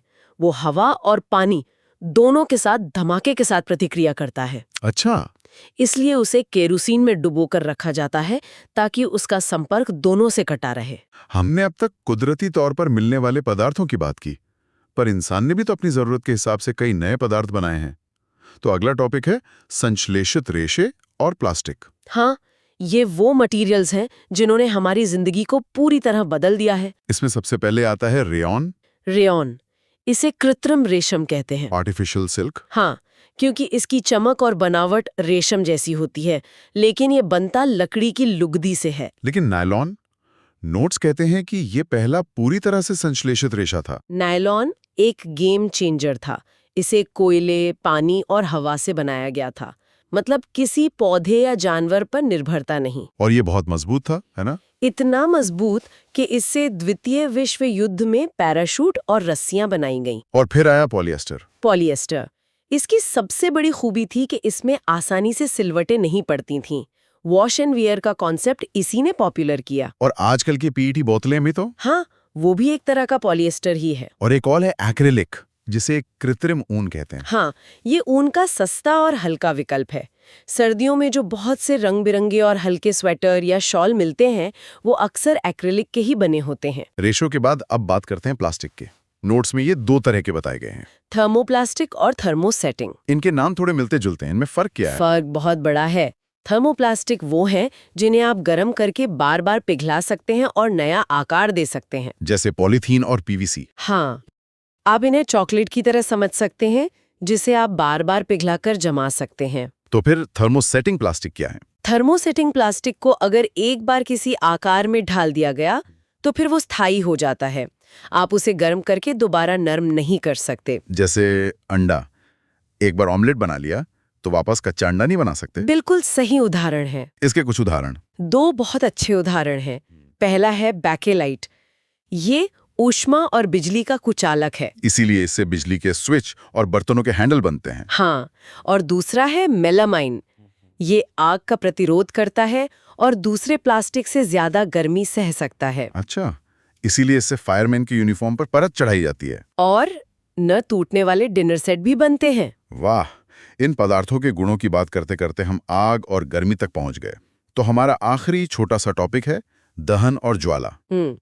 एक सवाल जो हमेशा पूछा जाता है, मोमबत्ती की ज्वाला का कौन सा हिस्सा सबसे गर्म होता है? सबसे बाहरी क्षेत्र, जो हल्के नीले रंग का होता है। ऐसा क्यों? क्योंकि उस हिस्से को जलने के लिए भरपूर ऑक्सीजन मिलती है, जिससे वहां पूर्ण दहन होता है। और जहां दहन पूरा होता है वहां सबसे ज्यादा गर्मी पैदा होती है। एकदम।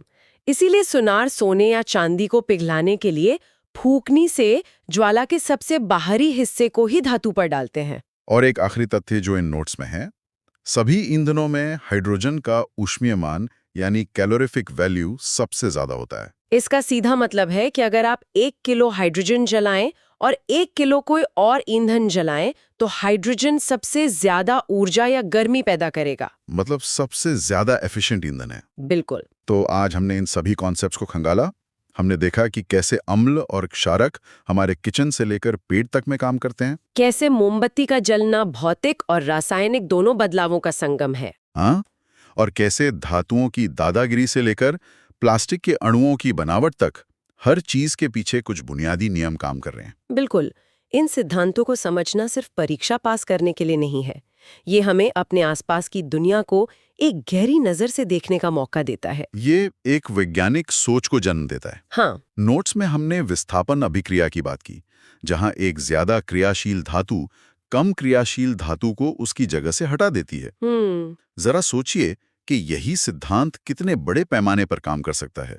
शायद ग्रहों के निर्माण के समय जब भारी तत्व केंद्र की ओर चले गए और हल्के तत्व सतह पर रह गए। हाँ, ये हो सकता है। या तारों के अंदर जहां अत्यधिक दबाव और तापमान में एक तत्व दूसरे में बदल रहा है। ब्रह्मांड में और कौन सी विशाल विस्थापन अभिक्रियाएं चल रही होंगी जो हमारे भविष्य को आकार दे रही हैं? अगला टॉपिक है भौतिक विज्ञान। आज हम एनसीईआरटी की कक्षा 6, 7 और 8 के विज्ञान की किताबों से कुछ बहुत ही दिलचस्प सिद्धांतों पर एक गहरी नजर डालेंगे। बिल्कुल। और हमारा मकसद सिर्फ रटना नहीं है, बल्कि इन कॉन्सेप्ट्स के पीछे का क्यों और कैसे समझना है। हम गति, बल, ध्वनि, प्रकाश से लेकर हमारे सौरमंडल तक के सफर पर चलेंगे। चलिए तो शुरू करते हैं। जब हम गाड़ी चलाते हैं तो डैशबोर्ड पर 2 मीटर होते हैं। एक सुई होती है जो 0 से 100 तक जाती है और एक नंबर होता है जो लगातार बढ़ता रहता है। सुनने में एक जैसे लगते हैं, पर भौतिकी में ये 2 बिल्कुल अलग चीजें हैं, है ना? हाँ, और ये गति को समझने के लिए एक बेहतरीन शुरुआत है। वो जो सुई है जो हमें बताती है कि हम उस पल कितनी तेज चल रही हैं, वो है स्पीडोमीटर। ये हमारी चाल मापता है। स्पीड यानी रफ्तार। सही। और जो मीटर हमारी तय की गई कुल दूरी को दिखाता है, मतलब अब तक कितना चल चुके हैं, वो है ओडोमीटर। चाल का सीधा सा सूत्र है, तय की गई दूरी को लगे हुए समय से भाग दे दो। ठीक है। तो एक बताता है अभी की रफ्तार और दूसरा अब तक का सफर। चलिए अब उस चीज पर आते हैं जो गति पैदा करती है, बल। सीधी भाषा में कहें तो किसी चीज को धकेलना या खींचना। हाँ, लेकिन मुझे हमेशा ये फैसिनेट करता है कि कुछ बल छूने पर काम करते हैं और कुछ बिना छुए, जैसे कोई जादू हो। ये जादू नहीं, बस असंपर्क बल है।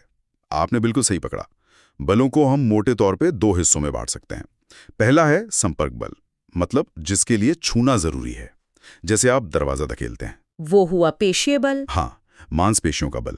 या जब कोई गेंद जमीन पर लुढ़कते हुए रुक जाती है तो वो घर्षण बल की वजह से होता है। और वो जादुई बल कौन से हैं जो बिना छुए काम करते हैं? उसके सबसे अच्छे उदाहरण हमारे चारों ओर हैं।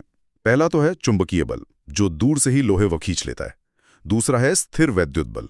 याद है बचपन में हम कंघी को सूखे बालों में रगड़कर कागज के टुकड़े उठाते थे? हाँ, बिल्कुल याद है। वो यही बल है। और तीसरा, सबसे बड़ा और सबसे जरूरी, गुरुत्वाकर्षण बल, जो हमें जमीन पर टिकाए रखता है। ये सब बिना किसी सीधे संपर्क के काम करते हैं। गुरुत्वाकर्षण वाकई में सबसे बड़ा जादू लगता है। अच्छा, बल से जुड़ी एक और चीज है दाब। मैंने सुना है कि एक ही इंसान एक ही बल से कील को दीवार में ठोक सकता है, पर अपनी हथेली से दीवार पर जोर लगाए तो कुछ नहीं होता। ऐसा क्यों? बल तो उतना ही है। यहां पर असली खेल बल का नहीं, बल्कि क्षेत्रफल का है। दाब का सूत्र ही है दाब बराबर बल क्षेत्रफल। मतलब आपका बल कितने बड़े एरिया पर फैल रहा है, दाब उसी पर निर्भर करता है। अच्छा, जब आप कील ठोकते हैं तो आपका सारा बल कील की नुकी ही नोक, यानी बहुत ही छोटे क्षेत्रफल पर कॉन्सेंट्रेट हो जाता है। इससे दाब इतना बढ़ जाता है कि कील दीवार में घुस जाती है। अच्छा, तो स्कूल बैग की पट्टियों को चौड़ा बनाने के पीछे भी यही लॉजिक है। बिल्कुल। अगर बैग की पट्टियां पतली होंगी तो सारा वजन एक छोटे से क्षेत्रफल पर पड़ेगा और कंधों पर दाब बहुत ज्यादा होगा। पट्टियों को चौड़ा करने से वही वजन ज्यादा क्षेत्रफल पर फैल जाता है, जिससे दाब कम हो जाता है। हमने संपर्क बल में घर्षण का जिक्र किया था। ये एक ऐसा बल है जो हमेशा गति का दुश्मन लगता है, पर क्या ये सच में हमारा दुश्मन है? इसे ऐसे सोचिए कि घर्षण गति पर लगने वाला एक यूनिवर्सल टैक्स है। आप इसके बिना कोई काम नहीं कर सकते और आपको हमेशा इसकी कीमत चुकानी पड़ती है। वाह, यूनिवर्सल टैक्स, ये तो बढ़िया एनालॉजी है। तो ये दोस्त भी है और दुश्मन भी। हाँ, दोनों हैं।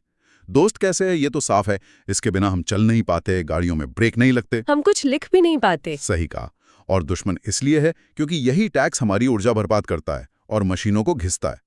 किसी मशीन को चलाने के लिए हमें लगातार घर्षण के खिलाफ ऊर्जा लगानी पड़ती है। तो इंजीनियर इस टैक्स को मैनेज कैसे करते हैं? इसे कम या ज्यादा कैसे किया जा सकता है? जैसे तेल या ग्रीस का इस्तेमाल करते हैं। मुझे याद है बचपन में मेरी साइकिल की चेन उफ कितनी आवाज करती थी। कुछ बूंदे तेल डालते ही वो शांत हो गई। और तेज भी हो गई होगी। हाँ, दोगुनी तेज लगने लगी। वो घर्षण कम करने का मेरा पहला प्रैक्टिकल सबक था। मशीनों में बॉल बेरिंग भी यही काम करते हैं। और इसे बढ़ाने के लिए, जैसे टायरों में होता है। हाँ, पकड़ मजबूत करने के लिए हम सतह को खुरदुरा बनाते हैं, जैसे टायरों में खांचे बनाए जाते हैं या जूतों के सोल खुरदरे होते हैं। एक और दिलचस्प बात है, जब कोई चीज लुढ़कती है तो उसमें सबसे कम घर्षण होता है, जिसे लोटने घर्षण कहते हैं। मतलब रोलिंग फ्रिक्शन। हाँ, किसी चीज को घसीटने से ये बहुत कम होता है। इसीलिए भारी सूटकेस में पहिए लगे होते हैं। तो बल से हम पहुंचे घर्षण तक। अब एक और विषय पर आते हैं जो हमारे आसपास हर वक्त मौजूद है, ध्वनि। हम जानते हैं कि ये कंपन से पैदा होती है और इससे चलने के लिए कोई ना कोई माध्यम चाहिए। हवा, पानी या कोई ठोस चीज। हाँ, और ये वैक्यूम में नहीं चल सकती। पर मुझे हमेशा ये कंफ्यूज करता है कि कुछ आवाजें मोटी होती हैं और कुछ पतली। इसका क्या कारण है? इसका राज छिपा है ध्वनि की आवृत्ति में, जिसे हम हर्ट्ज में मापते हैं। आवृत्ति का मतलब है कि ध्वनि का स्रोत 1 सेकंड में कितनी बार कंपन कर रहा है। यही आवृत्ति आवाज का तरत्व यानी पिच तय करती है। तो जितनी ज्यादा आवृत्ति, आवाज उतनी ही पतली। बिल्कुल, जैसे मच्छर के भिनभिनाने की आवाज बहुत पतली होती है और शेर की दहाड़ मोटी। तो इसका मतलब मच्छर के पंख शेर के वोकल कॉर्ड से कहीं ज्यादा तेजी से कंपन करते हैं? बिल्कुल सही पकड़ा आपने। इसीलिए मच्छर की आवाज का तरत्व बहुत ज्यादा होता है। इसी तरह महिलाओं की आवाज की आवृत्ति पुरुषों से ज्यादा होती है, इसलिए उनकी आवाज पतली होती है। ठीक है, ये तो हुई आवाज की पतली मोटी बात। पर आवाज तेज या धीमी कैसे होती है? जब मैं स्पीकर का वॉल्यूम बढ़ाती हूँ तो मैं क्या बदल रही हूँ? तब आप बदल रहे हैं आयाम, यानी एम्पलीट्यूड। एम्पलीट्यूड का मतलब है कंपन कितना बड़ा या मजबूत है। जितना बड़ा आयाम उतनी ही तेज आवाज। इसे हम डेसिबल में मापते हैं। 80 डेसिबल से ज्यादा का शोर कानों के लिए हानिकारक होता है ना? हाँ, और मजे की बात यह है कि हमारी दुनिया ऐसी बहुत सी आवाजों से भरी है जिन्हें हम सुन ही नहीं सकते। इंसान के कान सिर्फ 20 हर्ट्ज से 20,000 हर्ट्ज की सीमा में ही सुन सकते हैं। मतलब हमारे लिए जो पूरी तरह शांत है, हो सकता है वहां बहुत शोर हो। हाँ बिल्कुल। 20,000 हर्ट्ज से ऊपर की ध्वनि को पराश्रव्य यानी अल्ट्रासोनिक कहते हैं। कुत्ते इसे सुन सकते हैं और चमगादड़ तो इसका इस्तेमाल रात में रास्ता खोजने के लिए करते हैं। अच्छा। और 20 हर्ट्ज से नीचे की ध्वनि अपश्रव्य इंफ्रासोनिक कहलाती है, जिसे हाथी और व्हेल जैसे बड़े जानवर महसूस कर सकते हैं। ध्वनि के बाद अब आते हैं प्रकाश पर। प्रकाश हमेशा सीधी रेखा में चलता है, ये तो हम जानते हैं, लेकिन दर्पण कैसे काम करते हैं, खासकर अवतल और उत्तल दर्पण, इनके इस्तेमाल बिल्कुल उल्टे हैं। हाँ, एक का इस्तेमाल दांत देखने के लिए तो दूसरे का गाड़ी चलाने के लिए। ऐसा क्यों? इसका कारण है कि वे प्रकाश की किरणों के साथ क्या करते हैं। अवतल दर्पण, जिसकी सतह अंदर की ओर धसी होती है, वो प्रकाश की किरणों को एक बिंदु पर इकट्ठा करता है, कन्वर्ज करता है। इसी गुण के कारण दंत चिकित्सक इसे दांतों की बड़ी छवि देखने के लिए इस्तेमाल करते हैं। टॉर्च के हेडलाइट्स में भी यही लगता है। और उत्तल दर्पण जो गाड़ियों में साइड मिरर की तरह लगा होता है? उत्तल दर्पण की सतह बाहर की ओर उभरी होती है और यह प्रकाश को फैलाता है। इसकी सबसे बड़ी खासियत यह है कि यह हमेशा एक सीधी और छोटी छवि बनाता है, लेकिन बहुत बड़े क्षेत्र की, ताकि पीछे का ज्यादा से ज्यादा नजारा दिखे। बिल्कुल, ताकि कोई ब्लाइंड स्पॉट ना रहे। तो यहाँ साइज की जगह ज्यादा व्यू को प्राथमिकता दी जाती है। मतलब सुरक्षा के लिए एक सोचा समझा समझौता। और लेंस के बारे में क्या? लेंस जो बीच में से मोटा होता है वो आवर्धक लेंस की तरह काम करता है, मतलब चीजों को बड़ा दिखाता है। और अवतल लेंस? अवतल लेंस जो बीच में से पतला होता है वो हमेशा छोटी छवि बनाता है। प्रकाश की बात हो और इंद्रधनुष का जिक्र न हो, ऐसा कैसे हो सकता है? वो कैसे बनता है? इंद्रधनुष इस बात का सबसे सुंदर सबूत है कि सूरज की सफेद रोशनी असल में सफेद नहीं है, यह 7 रंगों का मिश्रण है। जब यह रोशनी बारिश की बूंदों से होकर गुजरती है तो वो बूंदें एक छोटे प्रिज्म की तरह काम करती हैं और प्रकाश को उसके 7 रंगों में तोड़ देती हैं। हाँ, VIBGYOR। इस घटना को विक्षेपण कहते हैं। हमारी आंख भी तो एक तरह का लेंस ही है। बिल्कुल, हमारी आंख में एक उत्तल लेंस होता है और रेटिना एक पर्दे की तरह काम करता है जहां छवि बनती है। और इसी दृष्टि के महत्व को समझते हुए लुई ब्रेल ने नेत्रहीनों के लिए ब्रेल लिपि बनाई, जो एक क्रांतिकारी आविष्कार था। प्रकाश और ध्वनि से आगे बढ़कर बिजली की बात करते हैं। हमारे घरों में एक छोटा सा उपकरण लगा होता है जिसे फ्यूज कहते हैं, या आजकल MCB। इसे सुरक्षा उपकरण क्यों कहा जाता है? फ्यूज एक हीरो की तरह है। ये एक ऐसा तार होता है जिसे जानबूझकर कमजोर बनाया जाता है, यानी उसका गलनांक मेल्टिंग पॉइंट बहुत कम होता है। अच्छा। तो जब भी सर्किट में जरूरत से ज्यादा करंट आता है, जिसे हम ओवरलोडिंग कहते हैं, तो ये तार गर्म होकर पिघल जाता है। और इसके पिघलने से क्या होता है? इसके पिघलते ही सर्किट टूट जाता है और बिजली का प्रवाह रुक जाता है। ये हमारे महंगे उपकरणों को जलने से बचाता है और शॉर्ट सर्किट से होने वाली आग को भी रोकता है। ये तो हुआ बिजली का तापीय प्रभाव। इसका एक चुंबकीय प्रभाव भी है ना? हाँ, और ये एक बहुत बड़ी खोज थी जिसे हैंस क्रिश्चियन ऑस्टेड ने संयोग से खोजा था। उन्होंने देखा कि जब किसी तार से बिजली गुजरती है तो वो एक चुंबक की तरह व्यवहार करने लगता है। तो क्या हम बिजली से अस्थायी चुंबक बना सकते हैं? बिल्कुल, इसी सिद्धांत पर विद्युत चुंबक यानी इलेक्ट्रोमैग्नेट काम करते हैं। कबाड़ खानों में बड़ी बड़ी क्रेनें इसी का इस्तेमाल करके लोहे का भारी सामान उठाती हैं। बिजली चालू तो चुंबक चालू, और बिजली बंद तो चुंबक बंद। सही। हमारे घर की बिजली की घंटी भी इसी सिद्धांत पर काम करती है। कमाल है। चलिए अब कुछ बड़ी प्राकृतिक घटनाओं पर आते हैं। आकाशीय बिजली और भूकंप, इनसे बचने के क्या उपाय हैं? आकाशीय बिजली बादलों में आवेश यानी चार्ज इकट्ठा होने से बनती है। ऊंची इमारतों को बचाने के लिए तड़ित चालक लगाया जाता है। Lightning conductor. हाँ, ये एक धातु की छड़ होती है जो बिजली को एक सुरक्षित रास्ता देती है ताकि वो इमारत को नुकसान पहुंचाए बिना सीधे जमीन में चली जाए। और भूकंप, उसे कैसे मापते हैं? भूकंप की तरंगों को सिस्मोग्राफ से रिकॉर्ड किया जाता है और उसकी तीव्रता को रिएक्टर पैमाने पर मापा जाता है। ये पैमाना बहुत दिलचस्प है। इस पर हर अगला अंक पिछले अंक से 10 गुना ज्यादा शक्तिशाली होता है। मतलब 7 की तीव्रता का भूकंप 6 से 10 गुना ज्यादा विनाशकारी है। हाँ, बिल्कुल। अब अंत में चलते हैं अपने घर यानी सौरमंडल की ओर। हम बचपन से सुनते आए हैं कि ध्रुव तारा हमेशा उत्तर दिशा में होता है, पर क्यों? वो अपनी जगह से हिलता क्यों नहीं? इसका कारण बहुत सरल और सुंदर है। ध्रुव तारा लगभग पृथ्वी की घूमने वाली धुरी यानी एक्सिस की सीध में है।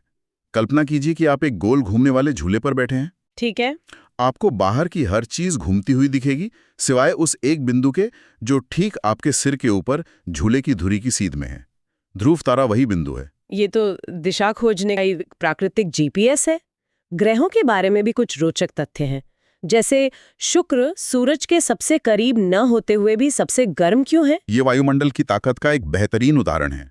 शुक्र का वायुमंडल कार्बन डाइऑक्साइड से भरा है, जो गर्मी को एक मोटे कंबल की तरह पकड़ लेता है।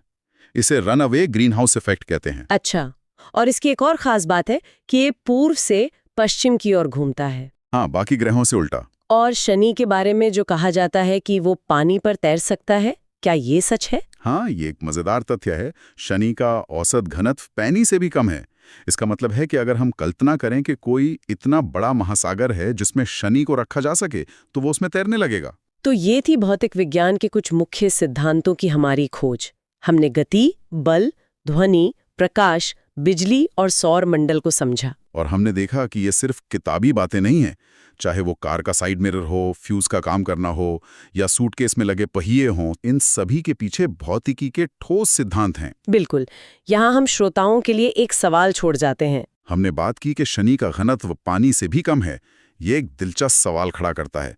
हम उन ग्रहों के घनत्व जैसे गुणों को कैसे मापते हैं जो हमसे लाखों किलोमीटर दूर हैं, बिना उन पर कोई अंतरिक्ष यान उतारे या उनका कोई टुकड़ा लिए? सोचिएगा।